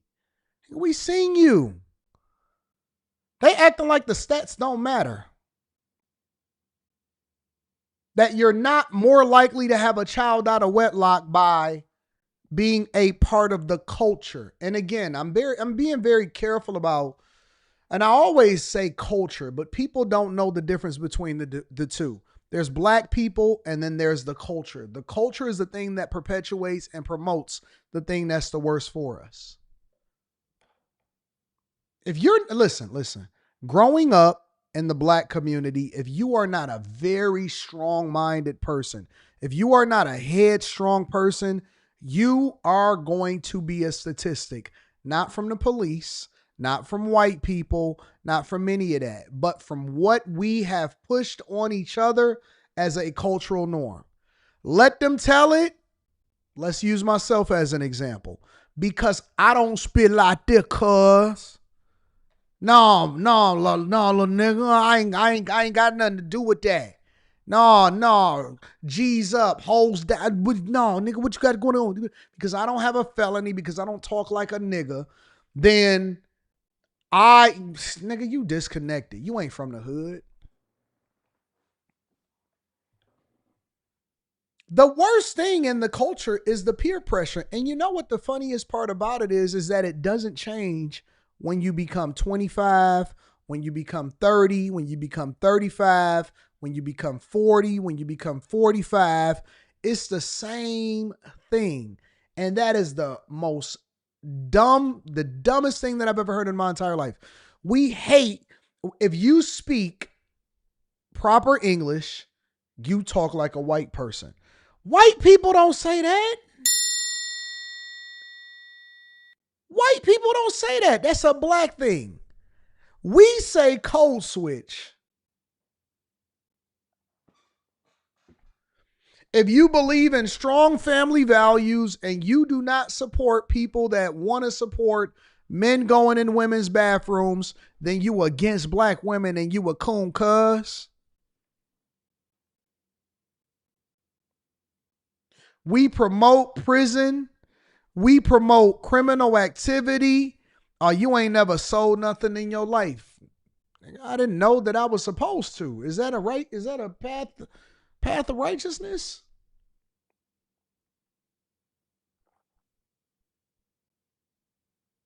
Is that like an initiation thing? The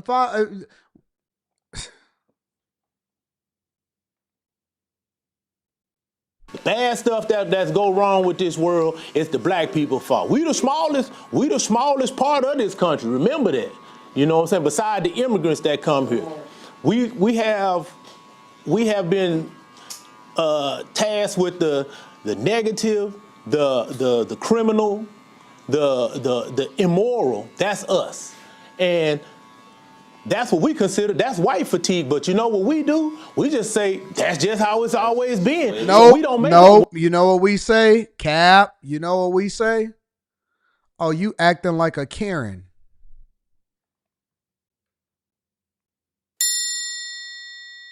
You acting like a Karen. That's what we used to say to him. All during the George Floyd protests, if a white woman confronted a black woman, and right or wrong, because a lot of them be overreacting, and that's just the facts, it's just the truth. If a white woman confront a black person, or they say, I'm going to call the police, oh man, they got another Karen on our hands. We got a Karen on our hands. This is the truth. Everybody got a stereotype. Everybody got a label. But because your label stuck, now you mad about it. Words for it or terms for it. So now you have a frustrated group of white constituents that feel like, oh, we can't say anything. We have to do this. We have to do that so you don't be deemed as that. Well, if you wasn't that in the beginning to start with, there would be no need for the reform or the feelings that you have. You can't say anything about, because you done treated us like shit for so long, and people finally stood up and said, hey, you got to stop treating us like shit. Now that you want to feel like, things aren't going in the manner that you want them, now we want the right to keep saying those things. What if your premise is completely flawed? And what I mean by that is, if we're trying to understand it, you said you have power in all those institutions. Yes. What if, for example, you have an entire generation of people, young white men, women, who if they apply to a college or apply to a job, they don't have a grant, there's no Pell Grant, there's no type of subsidy, there's no DEI initiative. As a matter of fact, they're likely to be passed over. They hold no institutional power. And when you say black people haven't done anything, when you think of this white person, a young white person, because I'm seeing some people become radicalized and it can become a problem. Yeah. And then they see billions of dollars and riots and damages all summer long, and then they go, why is this happening? Black Lives Matter, right? So they're going to make that connection. Now, they have no institutional power, but if they go into a neighborhood that's largely black, they're going to get the shit kicked out of them.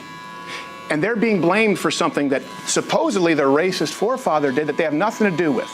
You think we're ever going to have unity? This is the problem. Unity, if let's say your dad's a or your grandfather's a and you walk up and you slap his teenager, you now have made that person hate you for life.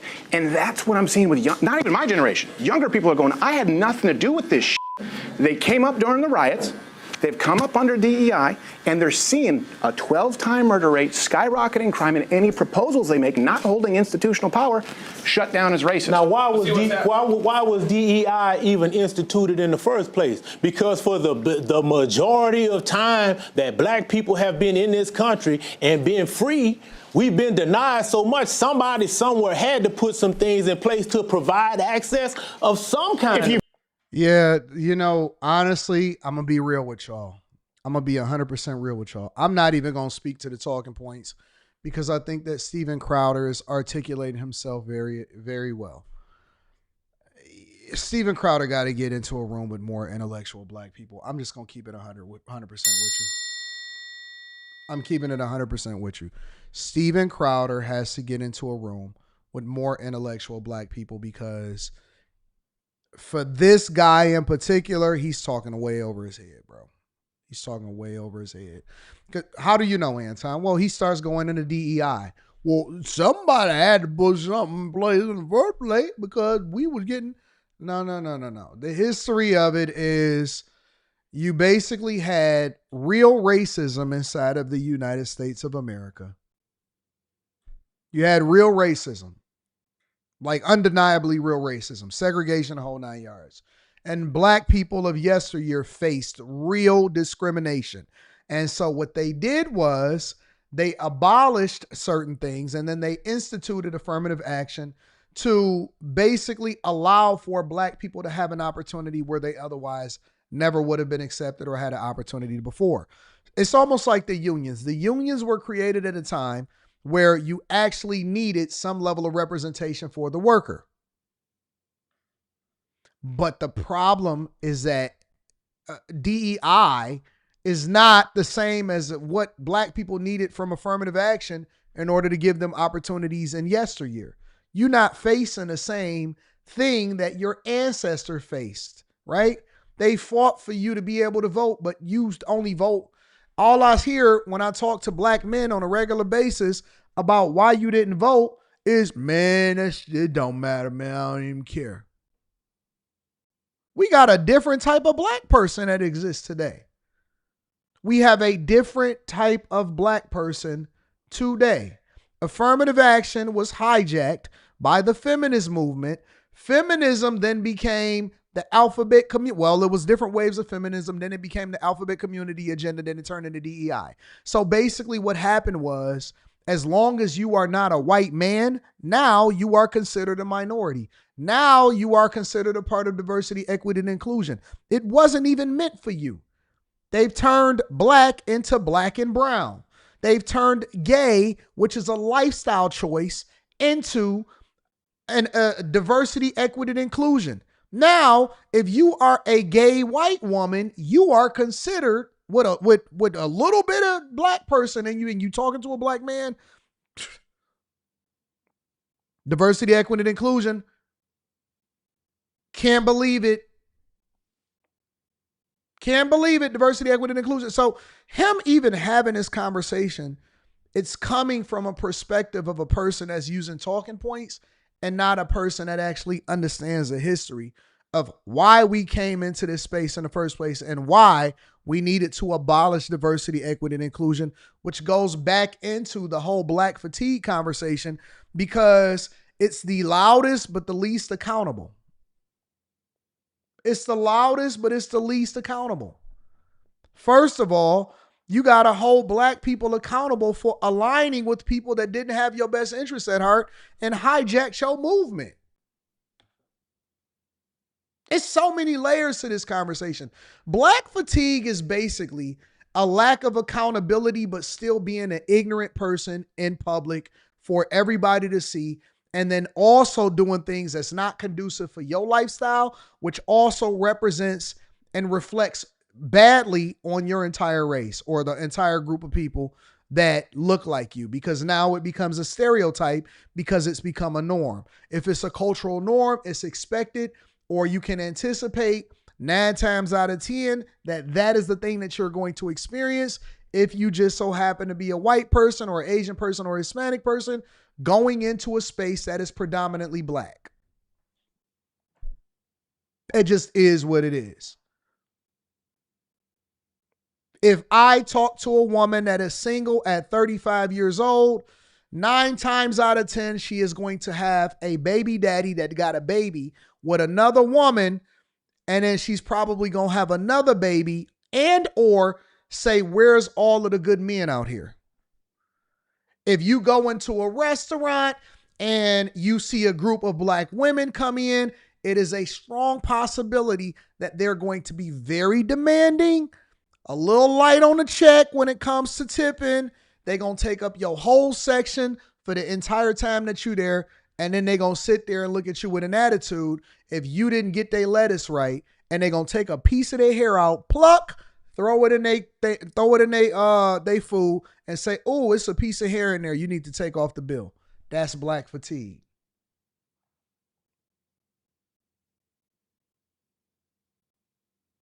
I'm giving you a real example of what that looks like. Everybody knows that you have a less likely chance of getting a decent tip, and they're going to take up your section for the entire time that they're there if it's a group of black women. That's not a secret. Worst tippers, loudest talkers, always want you to run back and forth, and they expect for you to jump through hoops because they them. This is not a secret. Now you have a much greater chance of getting a better tip if she just so happens to be with a man.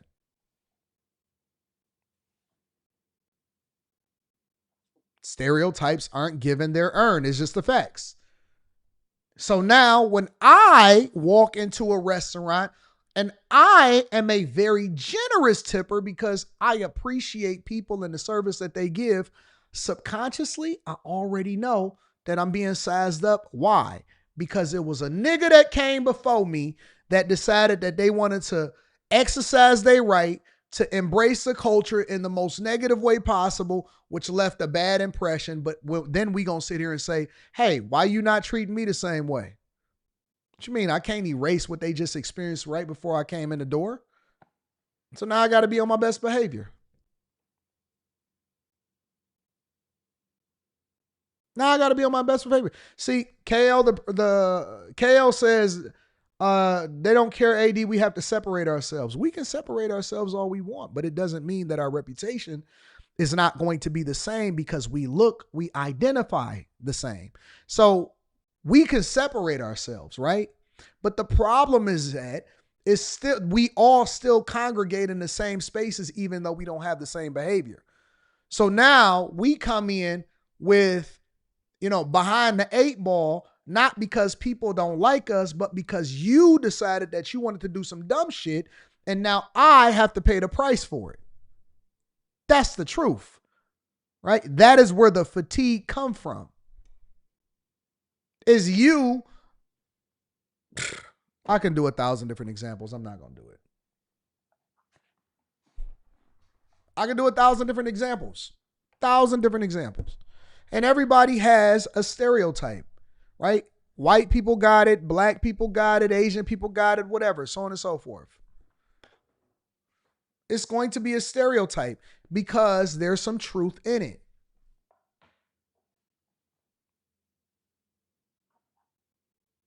There is some truth in it. And listen, this ain't coming from white people.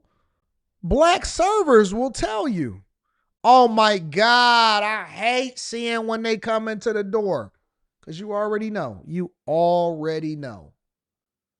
You already know. Yep.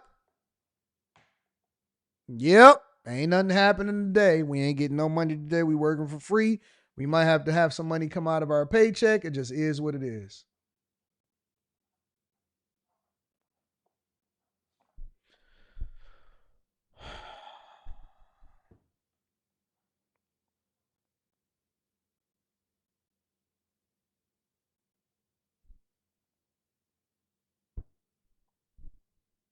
Why can't I see this?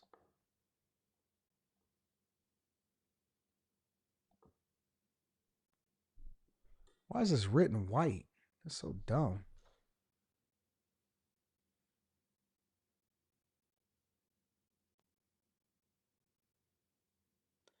You really wrote this in white, on white.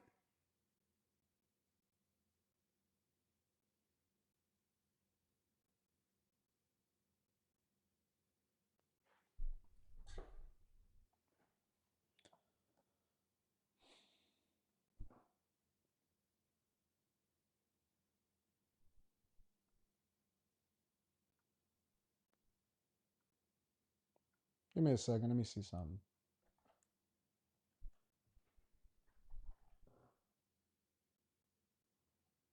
Now, I thought I was tripping for a second. But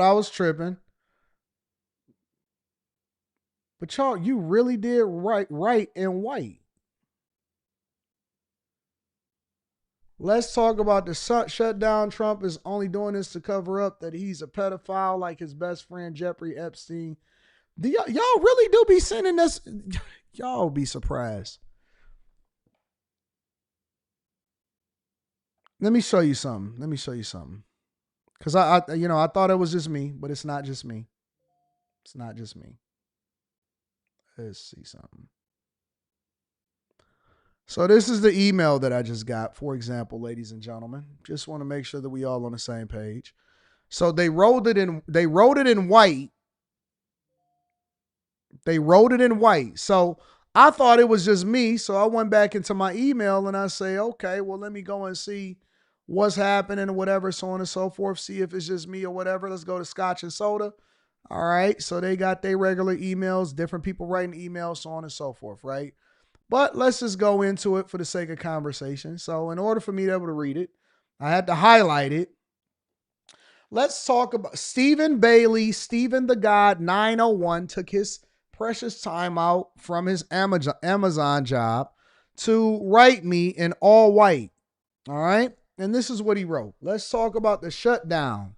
Now, remember, guys, there is no periods, no commas, no exclamation points, no question marks, no none of that. All right. Stephen the God 901 with a PH, Stephen, my boy, decided to write an email in all white letters and he sent it to me. All right. And so we're going to read this one big dumb run-on sentence, and he sent it 2 minutes ago. So I just want to make sure that y'all understand that. 2 minutes ago is when he sent it. Let's talk about the shutdown. Trump is only doing this to cover up that he's a pedophile like his best friend Jeffrey Epstein, and taking away health care for the people, raising the cost of health care, sending troops to different states that he's calm are bad places, and talking crazy about the army not being fit while he looks like a load of shit walking around. He's dividing people. Also, we have a bunch of KKK members running around pulling innocent people off the streets but calling themselves ICE while wearing masks to hide their THIER. Want y'all to see that. Hind their face like bitches that are, and fuck all you Trump supporters, keep sucking his dick. Fuck Trump, dodge the bullet. The first bullet, let's see if he can stop the second one when it hit. And AD, get off your knees and be a man, pussy boy. This comes from Stephen, STEPHEN, the God 901. All right. Just want to make sure that we all aware of what goes on. I'm gonna start putting this stuff up for you guys to see. When I get ignorant stuff that comes into my emails, I'm going to give it to you guys so that you guys can see what it is that I see on a regular basis. Most of the time, I just be like, "Aw, poor little Tink Tink."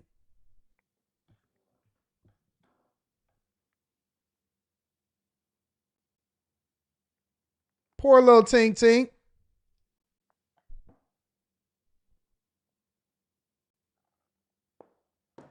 Poor little Tink Tink. Listen, man, what am I gonna do? Argue with a nigga that don't know the difference between there, and there, and he don't even spell there correctly? What y'all want me to do? You want me to fight this nigga? These are the Neanderthals. These are the Neanderthals. What do you want? What do you want me to do? Want me to argue with a Neanderthal? Man, I'm not arguing with a Neanderthal. Just is what it is. Let him go fight himself. He'll probably bite his own legs, clip his toenails with his teeth. Guarantee you this is the type of nigga that clip his toenails. Anton, how do you clip your toenails with your teeth? They take their foot and they bite their feet. They bite their toenails. These niggas is nowhere. They Neanderthals. What you want me to do? He chew his own toenails. And then this dumbass motherfucker got the nerve to actually make a threat in writing. And you know me, I'm going to forward this to my FBI friends. Got a couple of them. I'm going to forward this to my FBI friends. And no, you're not a secret. And so we know that because they're going to interpret it as a threat. And I'm going to forward it to them and say, hey, listen, I feel threatened. And I also want to let the president know that, you know, he's being threatened, that he's going to be shot twice. And they're going to go and they're going to do some research. They're going to find out exactly where you created the email from. They're going to go through your Tor browser. And then they also going to pull up your exact location. And then they're going to arrest you while you chewing your toenails.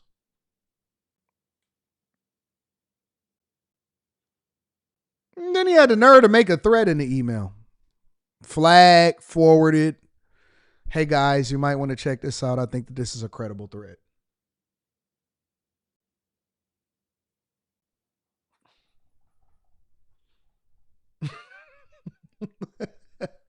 I'm gonna report it. See, listen, you got the wrong one. You got the wrong one. You think that I'm the type of person that's gonna sit there and go back and forth with you. I'm not. I already got the police on speed dial. Oh man. You see this over here? And let me go ahead and give him a call. Call the authorities. I am the call the authority king. I will call the police on you in 5 minutes and won't even think twice about it. If I sense that you're a threat, you're going to jail, buddy. You better be walking clean. You better have Your license, registration, insurance. You better not have no illegal pistols on you. You better not be under a controlled substance. You better not been drinking within the last 2 hours because I'm going to have them do a breathalyzer test on you. I'm going to find out where you live. Everything, bro. Everything. And I'm going to have them give me the body cam footage, and I want to press all charges to the fullest extent of the law. Even if you don't hit me, I could see the punch coming. I'm going to act like I got hit. Oh!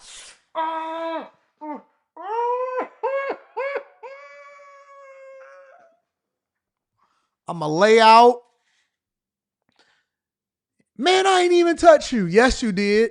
Yes, you did.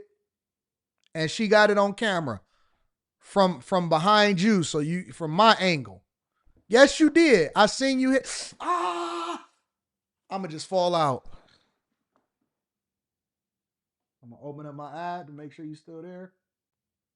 Make sure you call the authorities as soon as he swing. Make sure you call the authorities. I'm sorry, buddy. I don't want any problems. Oh, my God. Oh.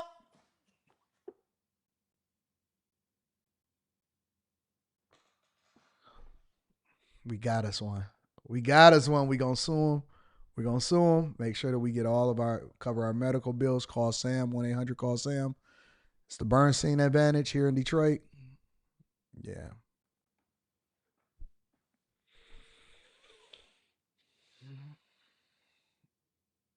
I'm suing. I'm going to court.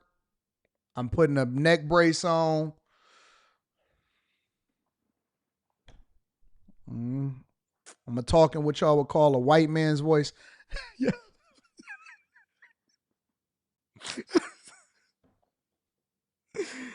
Oh my God. I'm going the distance. We're going the distance. We're going to go the distance. All right.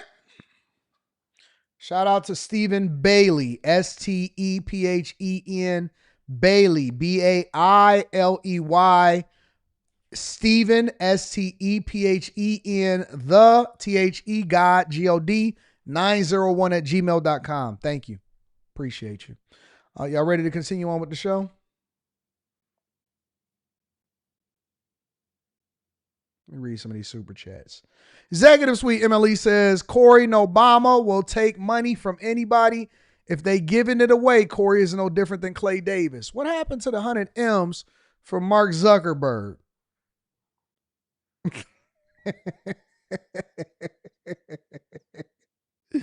Mr. Lott says, we view ignorance as a rite of passage. Chris Monroe, St. Louis says, excellent segment on black fatigue. AD, they love to try to think all blacks are the same. There is a difference in ninjas and blacks. Keep your foot on their neck. I'm on it, big dog. Lee Hub says, wrong. The Divine Nine is black culture. Black culture is all right. It's got us through tough times. It's led to good times. I disagree with you, Lee Hub. I disagree with you. The Executive Suite MLE says these old dudes are fighting a war that has already ended. I'm in my 40s and I do not experience anything my people did in the 60s. This is a red herring too. Keep you poor with a bowl of begging for more. Casual Germ says that's a YN email. Facts. Maddie Plays PC says a hater's job isn't to hate. Their job is to motivate you. Without question says Steven 901 is a Memphis pillow biter. Great Way says, what blows my mind is these are grown adults emailing you. I swear we living in the Twilight Zone. Thugs with an email address. Stephen the God with a PH 901@gmail.com. Anyways, y'all ready to continue on with the show? What did we hit on that one time? We hit on Cory Booker, Steven Crowder. All right. Do y'all want to go over into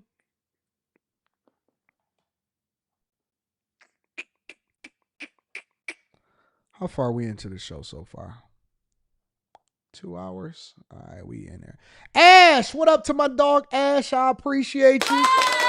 Sorry, AD, for that ignorant email. You do more for your community than most, and you stayed in your community to help make Detroit better. I could only wish I had the patience to stay in Chicago.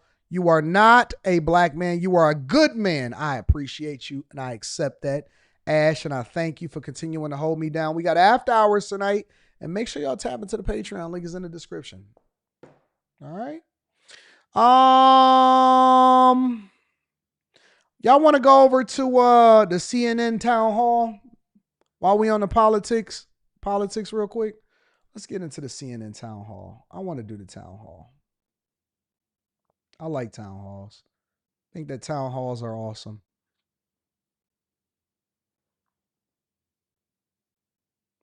It was Bernie Sanders and AOC. They really trying to push her, y'all. They pushing her. So they asked Bernie Sanders and AOC exactly what Republicans needed to do in order to avoid this government shutdown from going any further, from us going into a third full week of a government shutdown. And I would have you to know that military members, people that are active military, actually got their paychecks. Trump delivered on that promise. A lot of people are banking with a lot of different places. And I've seen a lot of the videos where people were like, yes, I got my paycheck. I can't believe I actually got a paycheck. So active military members actually did get paid yesterday on the 15th. Furloughed workers, TSA agents, they didn't get paid. Pilots and air traffic control, they got partial pay. So yes, Josh, you did get paid. Shout out to Trump delivering and allocating resources to make sure that our military is paid. Anyways, this is Bernie Sanders and AOC speaking specifically about what they need to do in order to open up the government. Senator Bobby Harms is joining us. She's a bartender from Horn Lake, Mississippi. She is a Democrat. She submitted her question via video. A Democrat from Mississippi. Indeed. All right. There we go. My American dream has turned into a nightmare. My family was only days away from closing on a USDA loan for our dream home. Then came news of the shutdown, and now we face uncertainty. Our lease is up, and now we have to move. The shutdown is costing us our chance to live our dream. What are you doing to end this stalemate and help restore faith in our elected officials, the people I helped to choose to guard my American dream? We're going to do everything that we can to bring an end to this terrible shutdown, which is hurting you and which is hurting 1 million federal employees and millions of people who use federal services. But also, we have got to be cognizant that if Trump wins... So I want to make sure that y'all heard him. He didn't say any specifics about what they're going to do. He said, we're going to do everything in our power to be able to make sure that you guys get back to normal, which is nothing. This fight, our healthcare system could well collapse and tens of thousands of people could die every single year. Do you think Trump could win this fight? No, we're going to win it. But it's not, I don't want to look at it like a political fight. We're going to win it because the American people are on our side. If you are, or you're a Republican congresswoman, you're going to go back to your district and people are going to say to you, why are you doubling my insurance premiums? Why did you throw me off of health care? That's a fight that Republicans are not going to win. Well, and to Bobby's question, Representative, earlier you said that House Speaker Mike Johnson said he wants this shutdown to be one of the longest in history. I believe he said it could be one of the longest in history. He was saying that more of a warning about how long it could go on. I don't think it was a threat. But I do think people want to know how long they should brace for this to potentially go on for. Do you think by Thanksgiving the government could still be shut down? I mean, I would certainly hope not. I would certainly hope not. My hope is that we're able to resolve this as quickly as possible. I'm ready to negotiate. Bernie's ready to negotiate.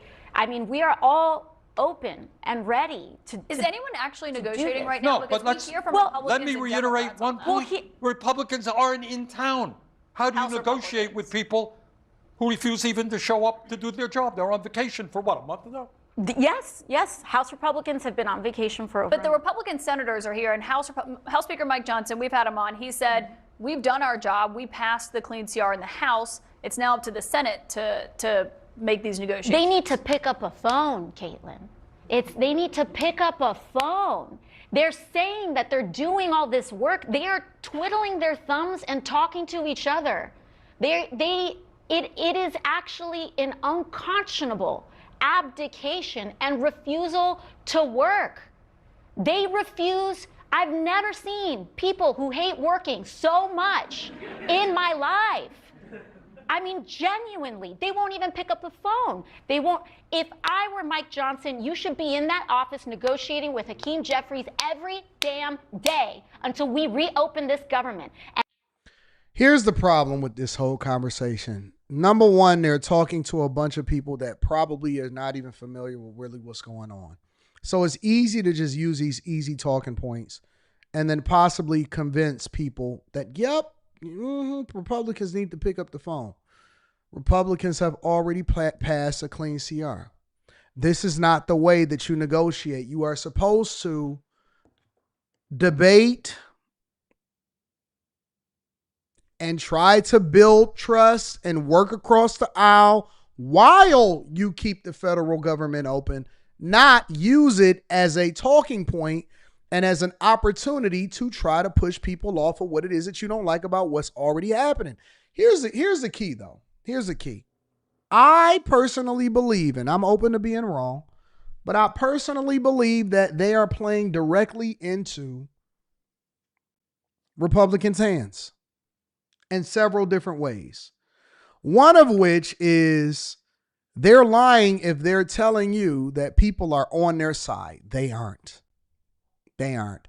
One thing that we know about Trump is that he's great at marketing. He is a master marketer, and he is marketing this thing beautifully because he's leveraging money that he's getting from the tariffs in order to continue to keep essential workers paid. He's paying the military. And if anything in this country, people want to see our military members honored and paid. They may not even respect police officers. They may not respect air traffic controllers. They may not respect TSA agents. They may not respect anything. But the one thing that we know for sure, and two things is for certain, is you do not disrespect the military, and them leveraging the tariffs in order to continue to pay military members already got them winning. Second thing, Democrats have never done this before.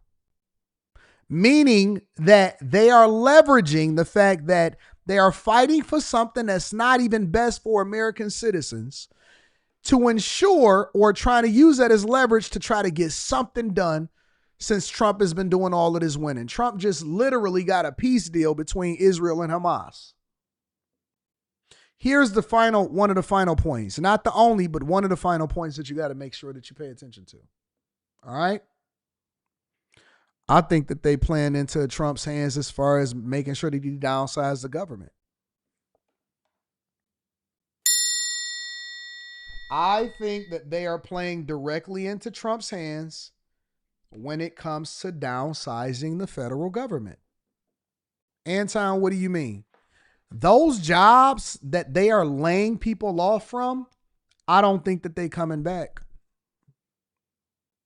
I don't think that they are coming back. Those jobs, when you let go of certain jobs and you realize that there are certain divisions that are able to operate regardless of whether or not they were there or not, that is an opportunity for you to be able to lay people off.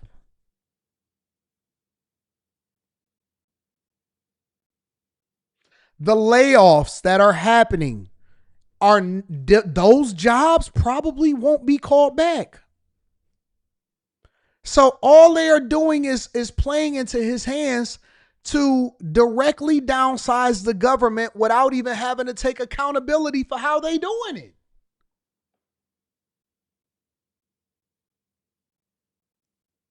See, it's much different than the way that they did it with the Department of Government Efficiency, because they was going in and saying, you laid off, this division is corporate, this division is corrupt, so on and so forth. Now, they basically leveraging this and they saying, well, you know what? We not calling you back to work. And this is the Democrats' fault because we warned them that there will be layoffs, and then they're not going to have to actually be accountable because this is not going to be a talking point. Once the government opens back up, you're just going to see them gone. Those jobs, over. Those jobs are gone. Those jobs are gone. And he warned them. He warned them. He told them. People, when this first started coming up as far as them not willing to have a conversation and making sure that the government stay open while they negotiate Obamacare, extending the Obamacare, right? Trump said it. They said it. They said, listen, this may not go the way that you think it is, and there may be a whole lot of people that get laid off. CDC, all of this stuff, it may be a whole lot of people that get laid off. Hakeem Jeffries came out, Team Obama. All right, cool. This is what you want to do? Cool. Now we're going to continue to downsize the government, drain the swamp, and we ain't going to call these people back. And here she is getting her paycheck. They need to, honestly, you know what the first people that need to not get paid is Congress. And any day that you don't do that is a failure. It is a failure.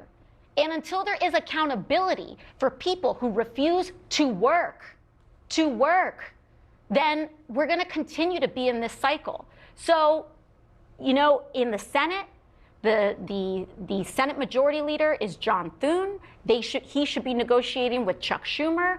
President Trump should be having congressional leaders in the White House. Do you see that every day? No, you don't, because they're playing golf and they're going to Mar-a-Lago, and the House and Republicans in the House have been on vacation for weeks now. That's what I would be doing. I would be going to play golf and having a party at Mar-a-Lago. Hey, dog, you see them over there? You see them losing all of their constituents? It's crazy, ain't it? Yeah. Y'all ready to go and invade Chicago? Ready to go make Memphis safe again? All right, let's get it popping. We're here in Washington, D.C. We are ready to work. We are ready to strike a deal. We're not here to just be my way and the highway about everything. But what we're also not going to accept is the complete collapse of the American healthcare system, so that just because the Republican Party has decided to take 1 million federal workers hostage. Can I ask you on that, because you before have said a government shutdown is like hostage taking when it comes to paychecks, because you came into office actually during a government shutdown, the longest in U.S. history. So what would you say to Republicans who say you're doing the hostage taking this time?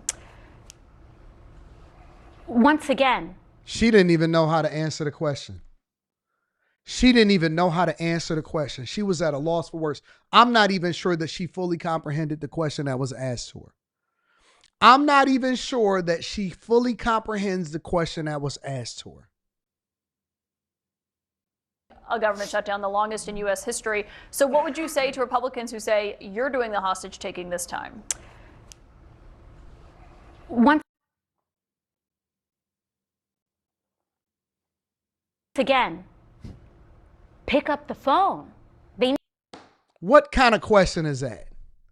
I mean, what kind of answer is that? Once again, pick up the phone. Hey guys, just pick up the phone. We can get this done if you guys are willing to come to the table and negotiate.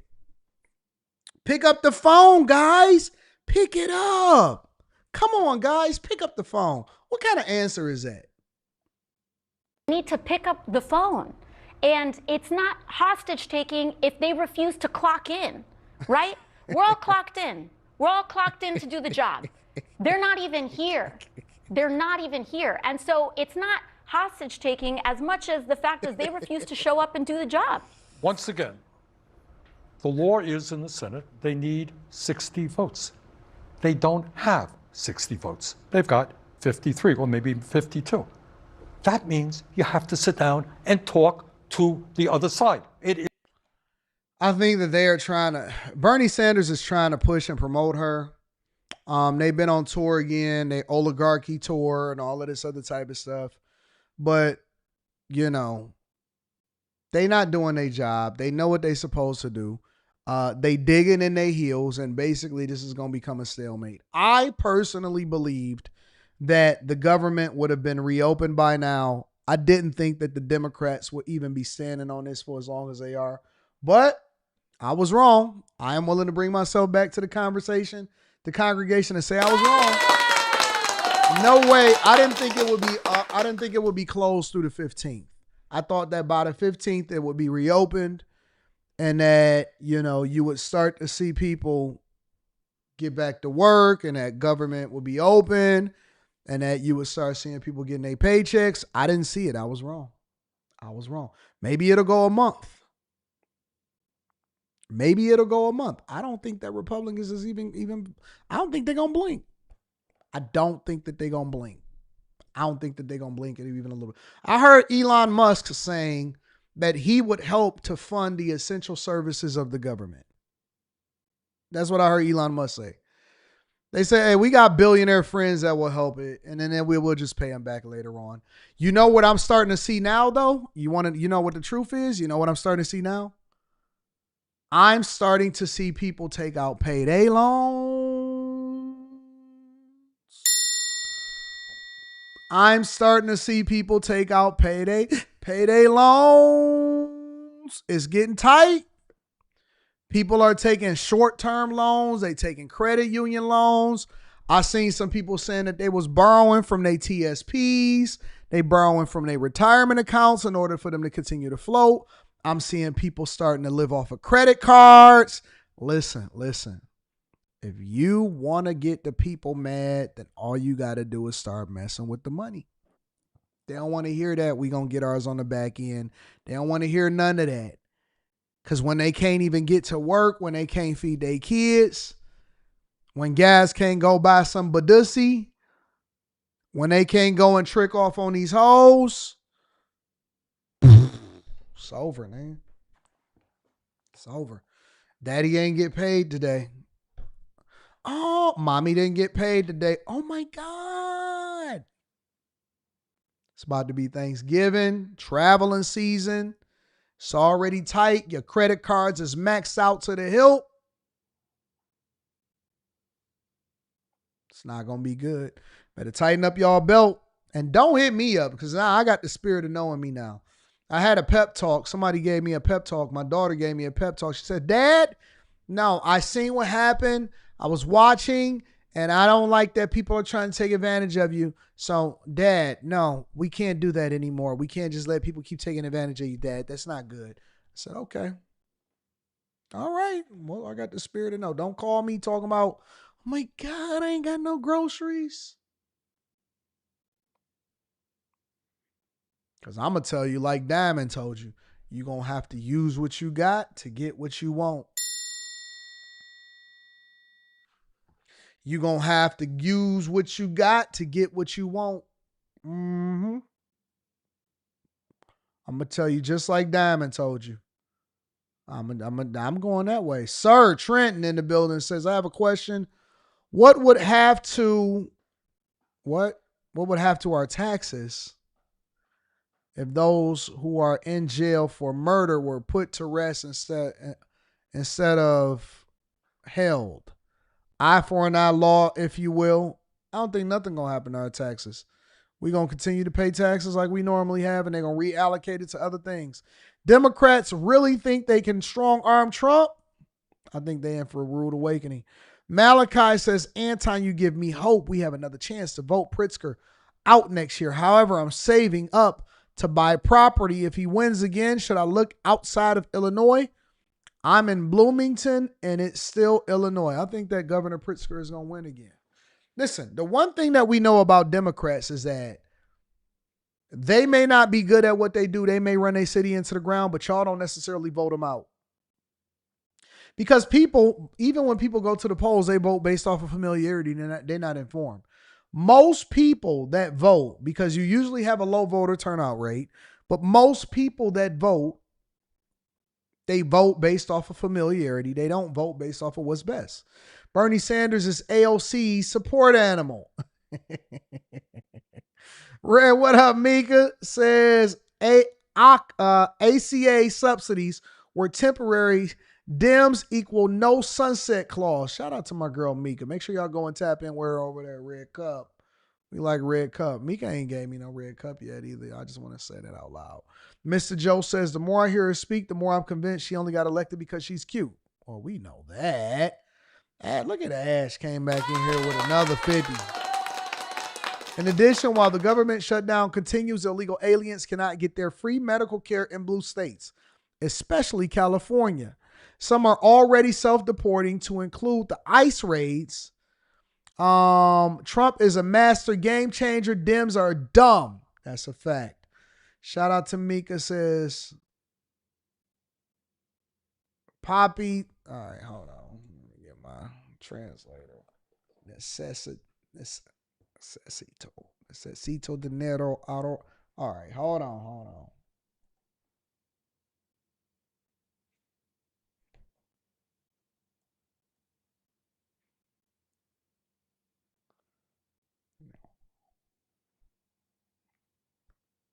I know what dinero mean. I know what Poppy mean. You know what I'm saying?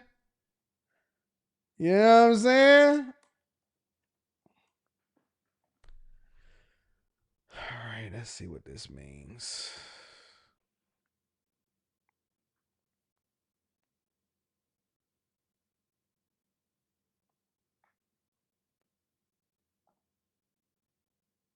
Oh, daddy, I need money now. Daddy, I need money now. Hold on. Wait a minute. Hold on. Daddy, I need money. You might have me pulling out my Cash App. Let me see what's in my checking and savings. Do I got more than $1 in my checking and savings? I got more than one. You know, Apple got that new Apple got them new AirPods where it could translate in real time. Let me see the way my checking and savings is set up. Hold on, I gotta grab the orange phone for my checking and savings.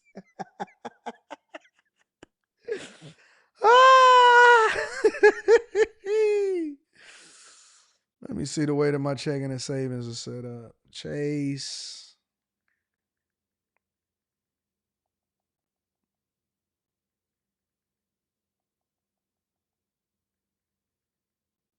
Only if I got it. I might not have it. Was it Thursday? Maybe rough.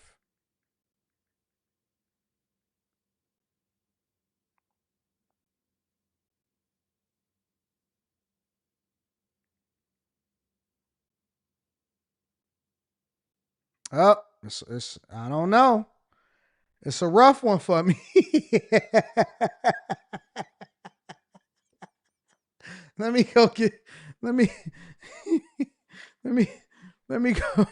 It only say $1. It's only got $1 in there. It's $1. I ain't lying. The way my checking and savings is set up. Let me go give me a payday loan, see what's going on. Account details, available balance, $1. That's it. I only got $1. So, all right, let me go call a payday man at 59% interest and see if I can go get some money. Woo! I only got $1. Lord, bless me with more. Bless Anton with more in Jesus' name. Amen.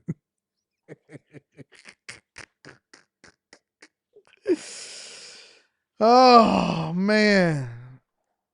You know what I'm saying? Talk to me. That's a fact, though. That's a fact. It's rough out here. You know, it's hard out here for a pimp when you're trying to get that money for the rent.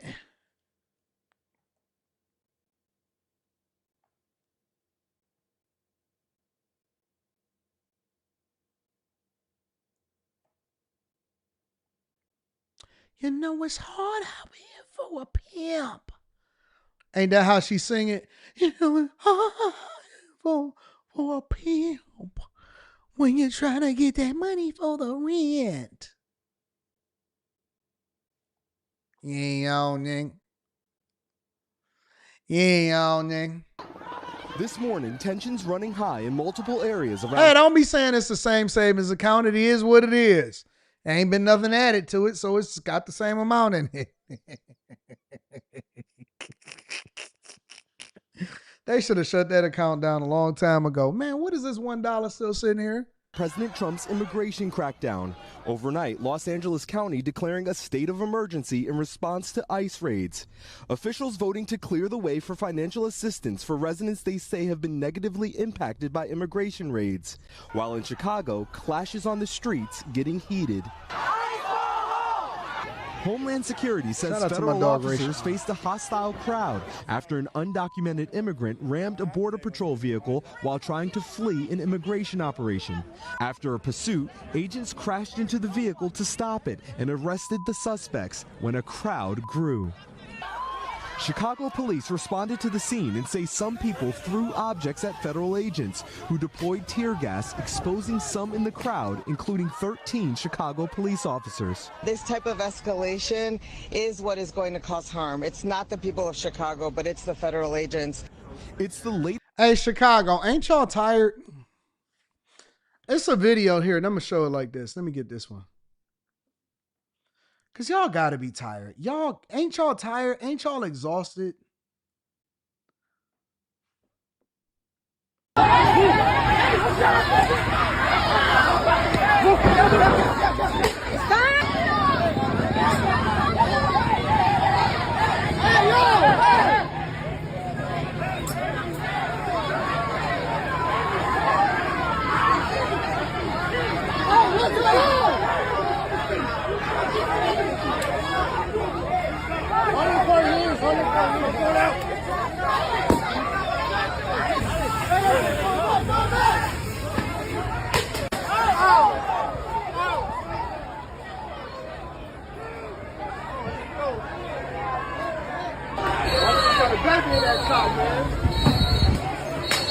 Herman, get back!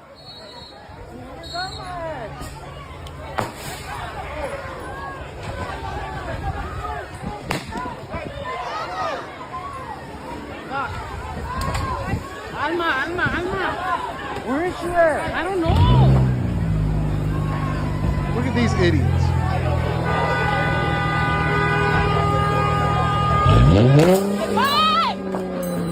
Who in their right mind? I know y'all seen what I just seen. Hold on. Look at these idiots.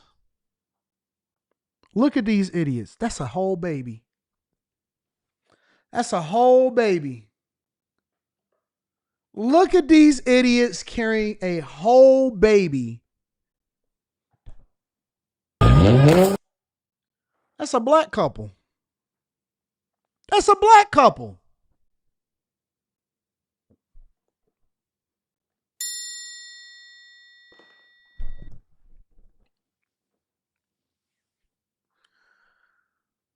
Oh my God. What is wrong with these fools?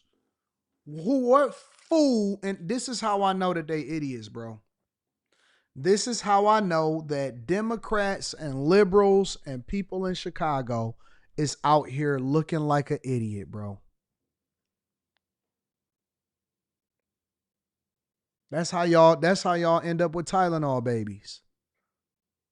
That's how y'all end up with Tylenol babies. A dog is out there. Look, let me show you how stupid this is.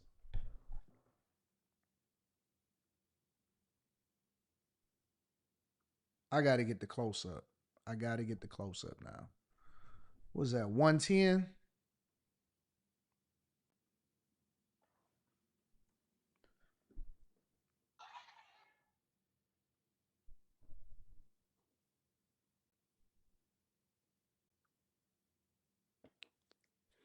Oh no, he white, she black.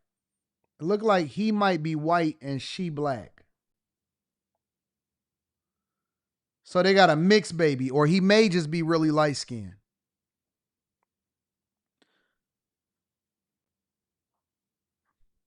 Let me pull this up on the big screen. I got to show this to you guys. So check this out. I had to blow it up a little bit. This dumb idiot is running around trying to record with his phone while holding a baby. He's running around trying to record with his phone in the middle of the street while holding a baby. Bruh, you cannot make this up. You cannot make this up. So don't come to me telling me about how smart y'all are, how wise y'all are, what's going on and all of that. Y'all are idiots. You are a straight up idiot out of your mind. Why would you bring a baby out there? He's Hispanic.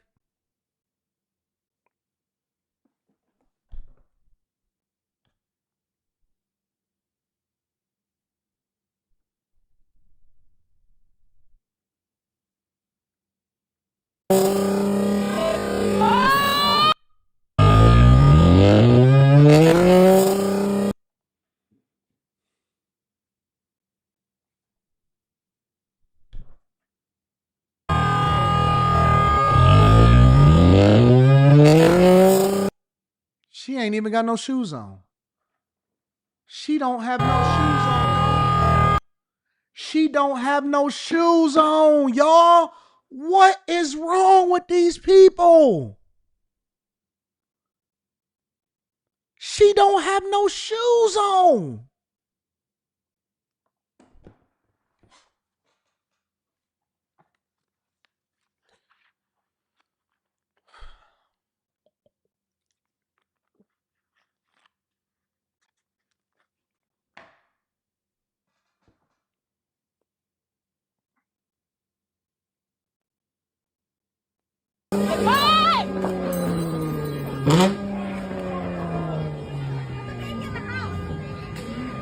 They said put the baby in the house.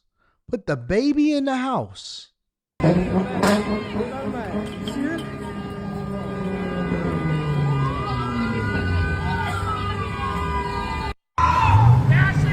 seen this one. I already seen that one.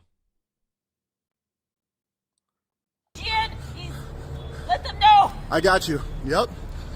Debbie Browning? Brock. The funniest part of this whole video is when he panned around because he thought it was a man on the ground.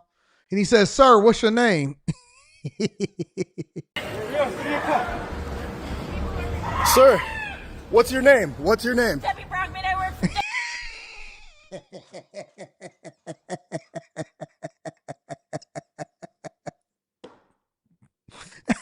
Sir, what's your name? Debbie Brown. I work for WGN Chicago. WGN. Chicago is such a shit show, bro. This is the worst city in America right now. Them in Portland, y'all deserve a round of applause, bro.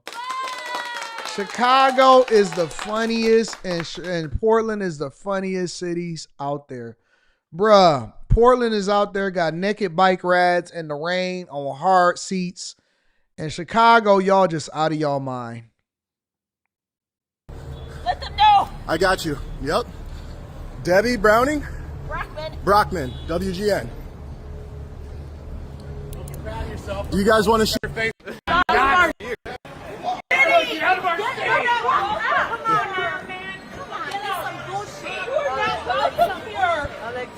No, this is some fucking bullshit.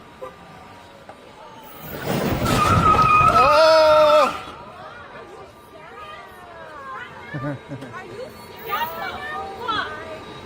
Yep. Their license plate is about to get paid. Yeah. What's your... You're gonna get paid. It's gonna suck.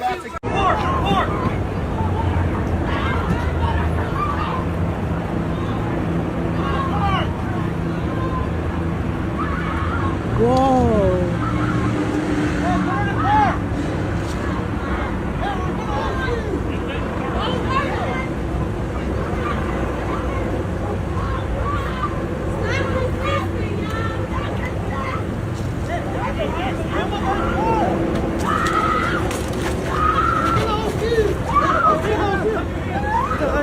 You coming out of that Buick. You coming out, listen. I don't care how much you scream. I done heard plenty of screams in the hood. We didn't even get up in the morning when we heard chicks screaming. We was just like, that's just Jason over there doing what it is that he do. We've heard plenty of screams. You coming out of that Buick. After you get done screaming, what kind of car was that? Yep, you coming out of that Buick.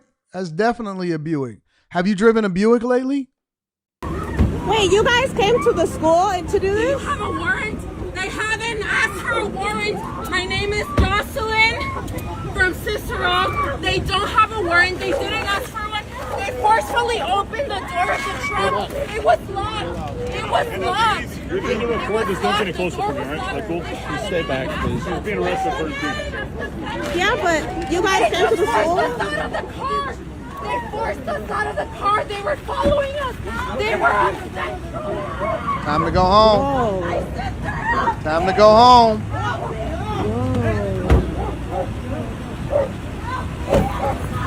You step back, please. You're okay. I know I'm okay, but I'm worried about other people. Time to go home. Oh no. They were coming to get their kid? Don't worry, we'll get your kid to you. It's time to go home. They don't have to answer my question? Nope. Like what? Were they coming to get a child? Don't matter. Time to go home.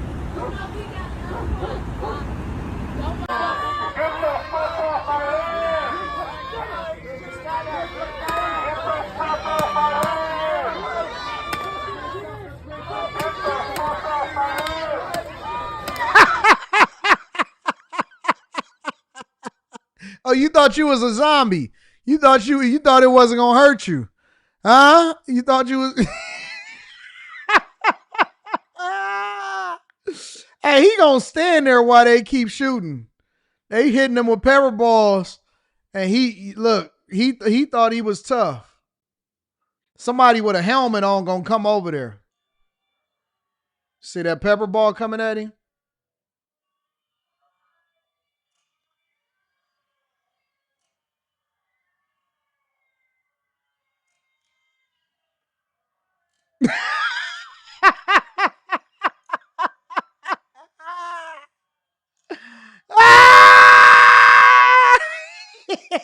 Look at these idiots.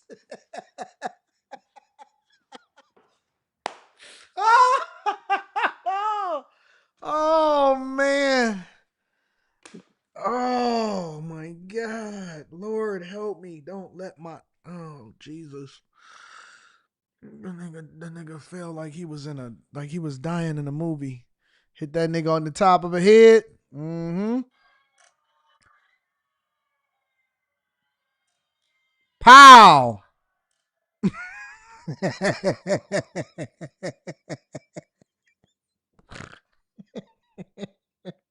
And fell to his knees. Oh!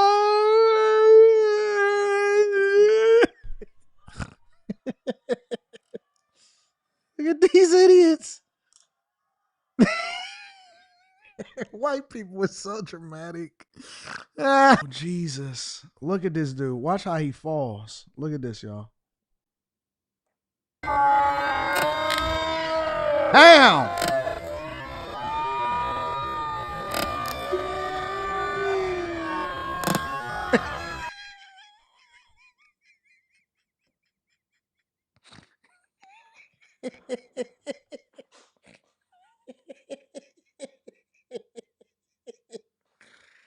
Oh. Oh. He thought he could take some shots. He took him at first. He took that L. Boom.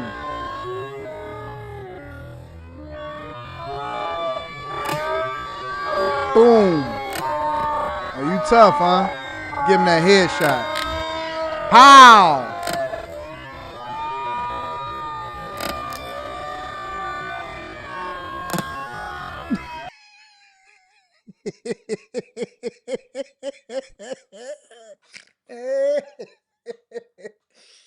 Oh my God, this is so dumb. Y'all so stupid that you supposed to get out of harm's way. You're supposed to get out of harm's way, not run to it. Who runs into harm? You know, let me tell you the difference between white people and black people. As this man drops down to his knees. Hold on, let me get the right screenshot right now. How? Hold on. Boop. Let me tell you how white people are.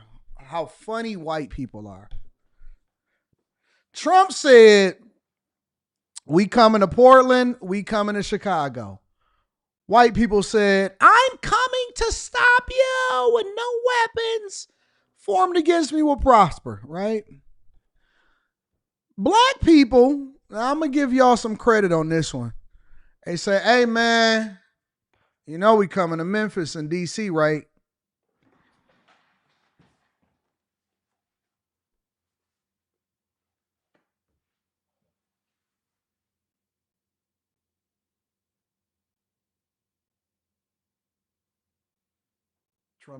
Trump's still out there? What they got out there? National Guard, FBI.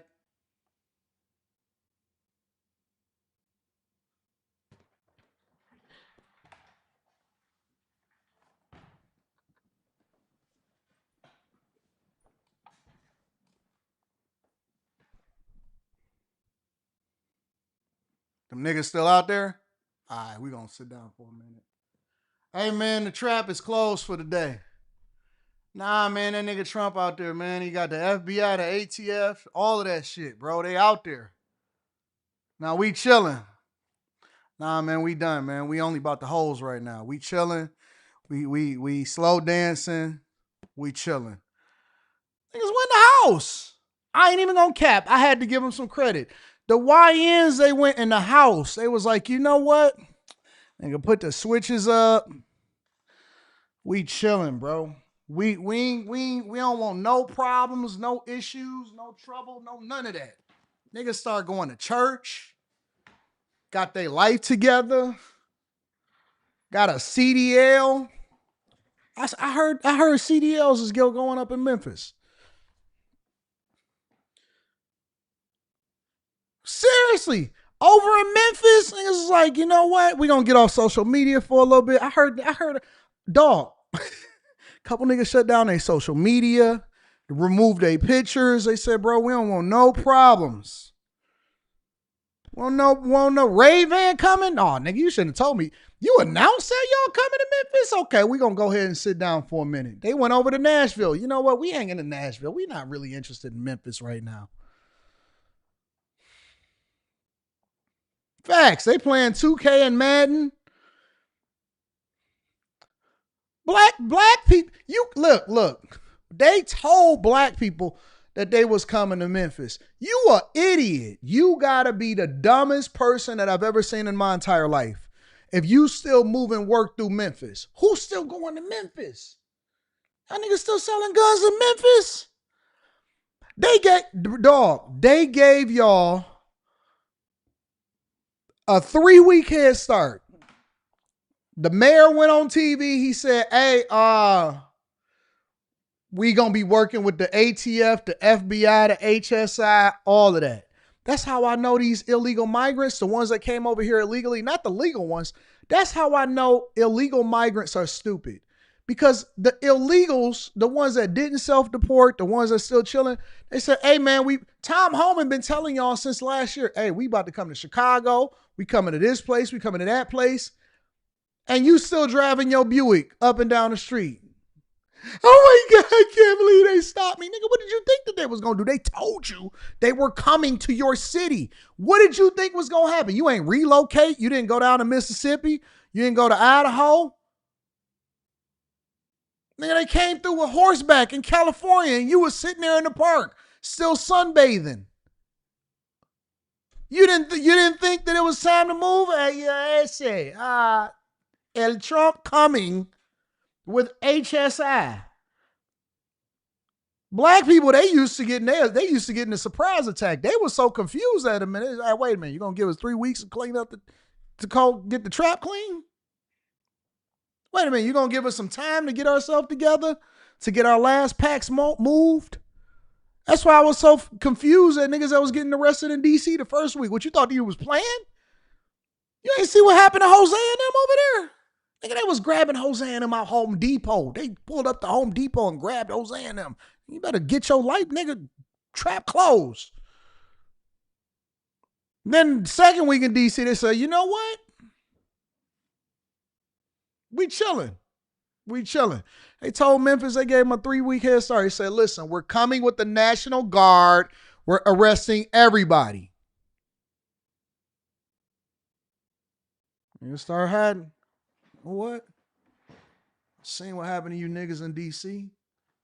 Tell me twice. You ain't gonna tell me twice.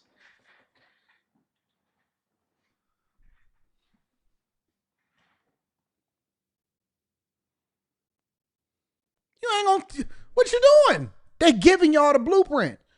All right, we going to this city next, we going to this city next, and we going to this city next. Niggas still out there moving work, you still moving the pack? You gotta be some type of idiot. This nigga, y'all white people just run to it. I can't believe it. You're pissing me off. You go get naked. You got no protection over your cock. What if he'd have shot your cock? What if he'd have hit your cock with a pepper ball? They was using you as target practice. You just standing there. I can't take it no more. Now you on the ground. Oh, I can't believe it. Nigga, you went to the migrant facility and you stood in the driveway and you see the niggas on top of the building and they got the paintball guns and they're shooting the paintball guns. Why are you walking up to get a paintball gun shot? Is something wrong with you? Bro, I almost think that Dr. Umar Johnson got a point. This might be Neanderthal behavior. This is Neanderthal behavior. This is Neanderthal behavior. Who walks up to get shot with a paintball gun? The pepper ball gun. You didn't know that you didn't see him up there with mask on and scopes on their pepper ball guns. They using as target practice. You see all these people over here with these helmets, these Room 9 helmets over here, and you decided that you wanted to go and volunteer yourself as tribute. Okay, well, fuck around and find out. Now you got a concussion, CTE. You deserve that. All of y'all white people that's out there getting paintballed and you not even an illegal migrant, you so dumb. You so dumb. You so stupid. How you getting arrested and you a legal citizen of the United States of America? Nigga, you getting arrested because you standing in the driveway? Y'all want to be victims so bad. White people want to be victims so bad. Y'all want to be oppressed. Oh, y'all want to be black that bad?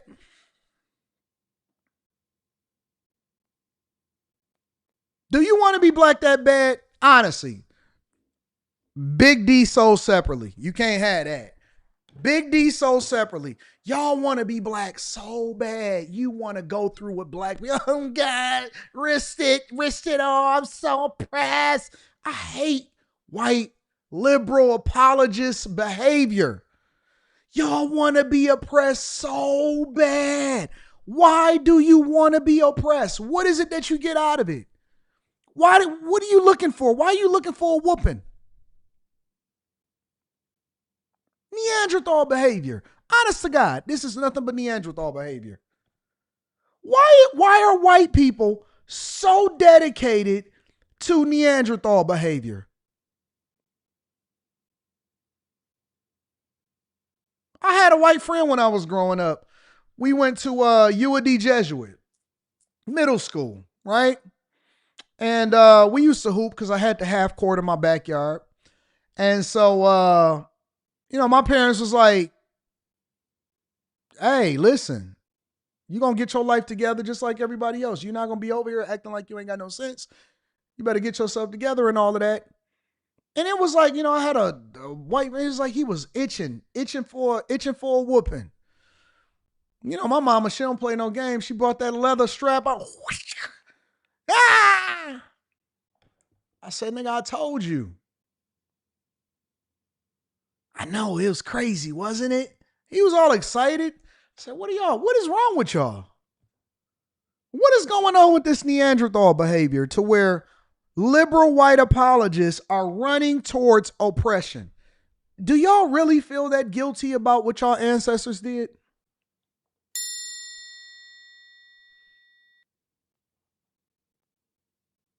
You said the white boy used to be in the hood. Yeah, it was literally right up the street. They used to go to Sherwood Coney. It was known as now is Noni, Sherwood Noni, right on Livernois, but it was Sherwood Noni. And you can walk like 5 blocks up the street up to UAD Jesuit. Let me show you where it was.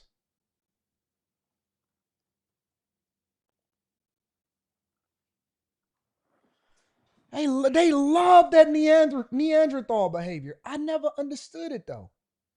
It didn't make sense to me. It never made sense to me. I couldn't figure it out. So this is where I lived, right here. All right.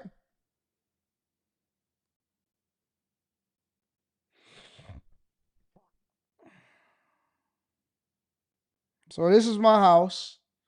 We had a half court in the background. All right.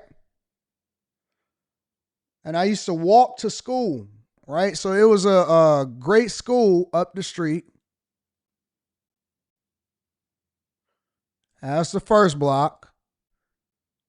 It's the second block.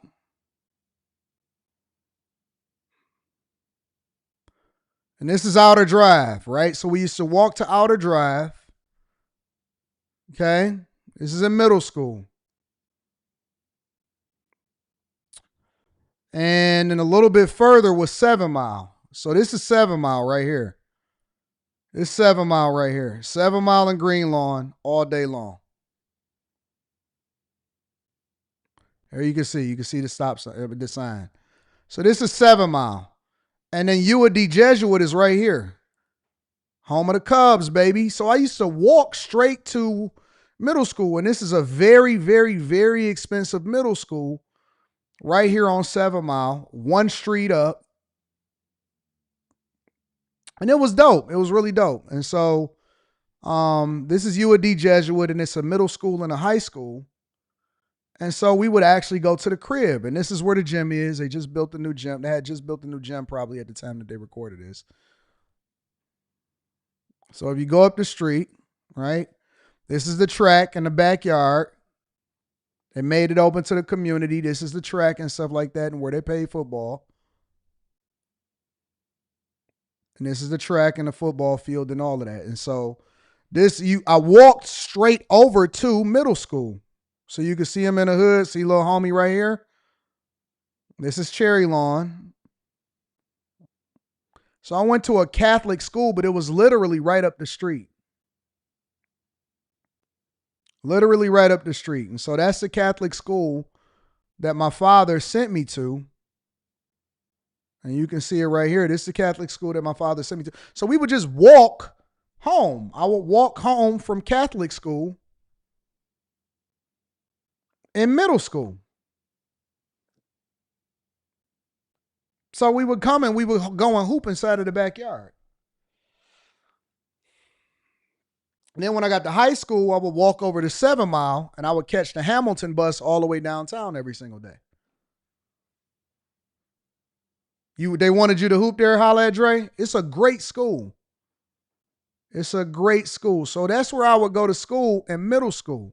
I would walk straight up the street, right up to 7 Mile, go to UAD Jesuit, and then I would walk home. And then sometimes we would go and hoop. And that's when my home whooping. But that's what Neanderthal behavior gets you when you're a white liberal apologist, I guess.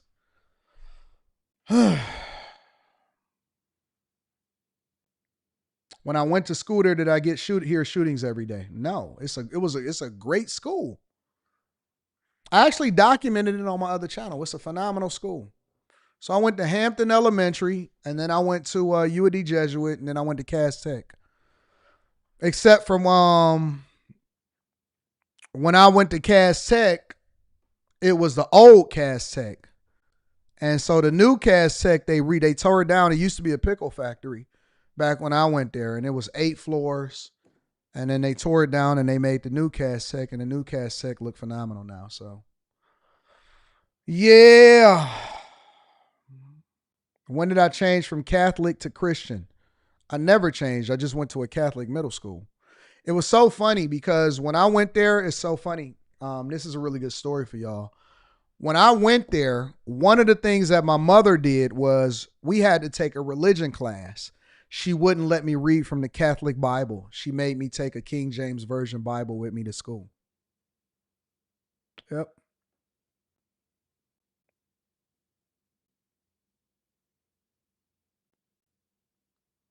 My mother would not let me read from the Catholic Bible. So the Catholic Bible, the one that they was reading from, it was very straightforward, translated. All of my stuff was thus saith the Lord and all of that stuff.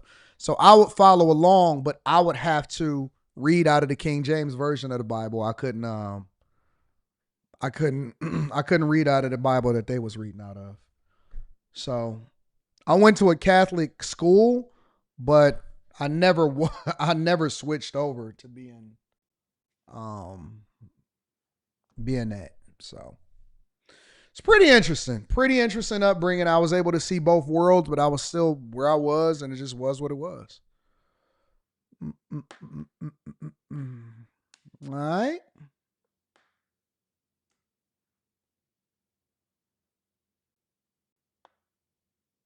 And I was able to see the difference between the two. So, anyways, this is a great show today. Great show today. Let me read some of these super chats, and then I'm going to get y'all up out of here. We got after hours tonight. Mika. Shout out to Mika. Nichelle says, AD, you nailed this, and Fed jobs are not the only cuts that Trump will be able to make. The longer this goes on, Trump is going to have his way, period. Dems and people on subsidies better buckle up. Man, I would feel bad if I actually was in that position. DJ Harmonic says, Mika activates the 1.78 cent left over in me. 1.78%. Shout out to my dog, Ray Sean. What up, Ray Sean? Says, Anton, I appreciate you sharing how you handle certain situations by choosing grace instead of responding another way. Give it to God. For what? It ain't no money in that. It ain't no money in it. You know what I'm saying? Malachi says, I'm in Illinois and we want Chicago to be its own state. A.R. Smitty, thank you. Thank you to my dog, Ray Sean. Bro, this is like some dystopian film. Mr. Lot in the building says, pushed his wig back. That's his muffin top, his muffin cap back. You know what I'm saying? Manny Plays PT says, man, felt like he was in a Saving Private Ryan. David Brown says, back and to the left. Dog, y'all just be running to it. Buddy felt like Denzel on the Book of Eli.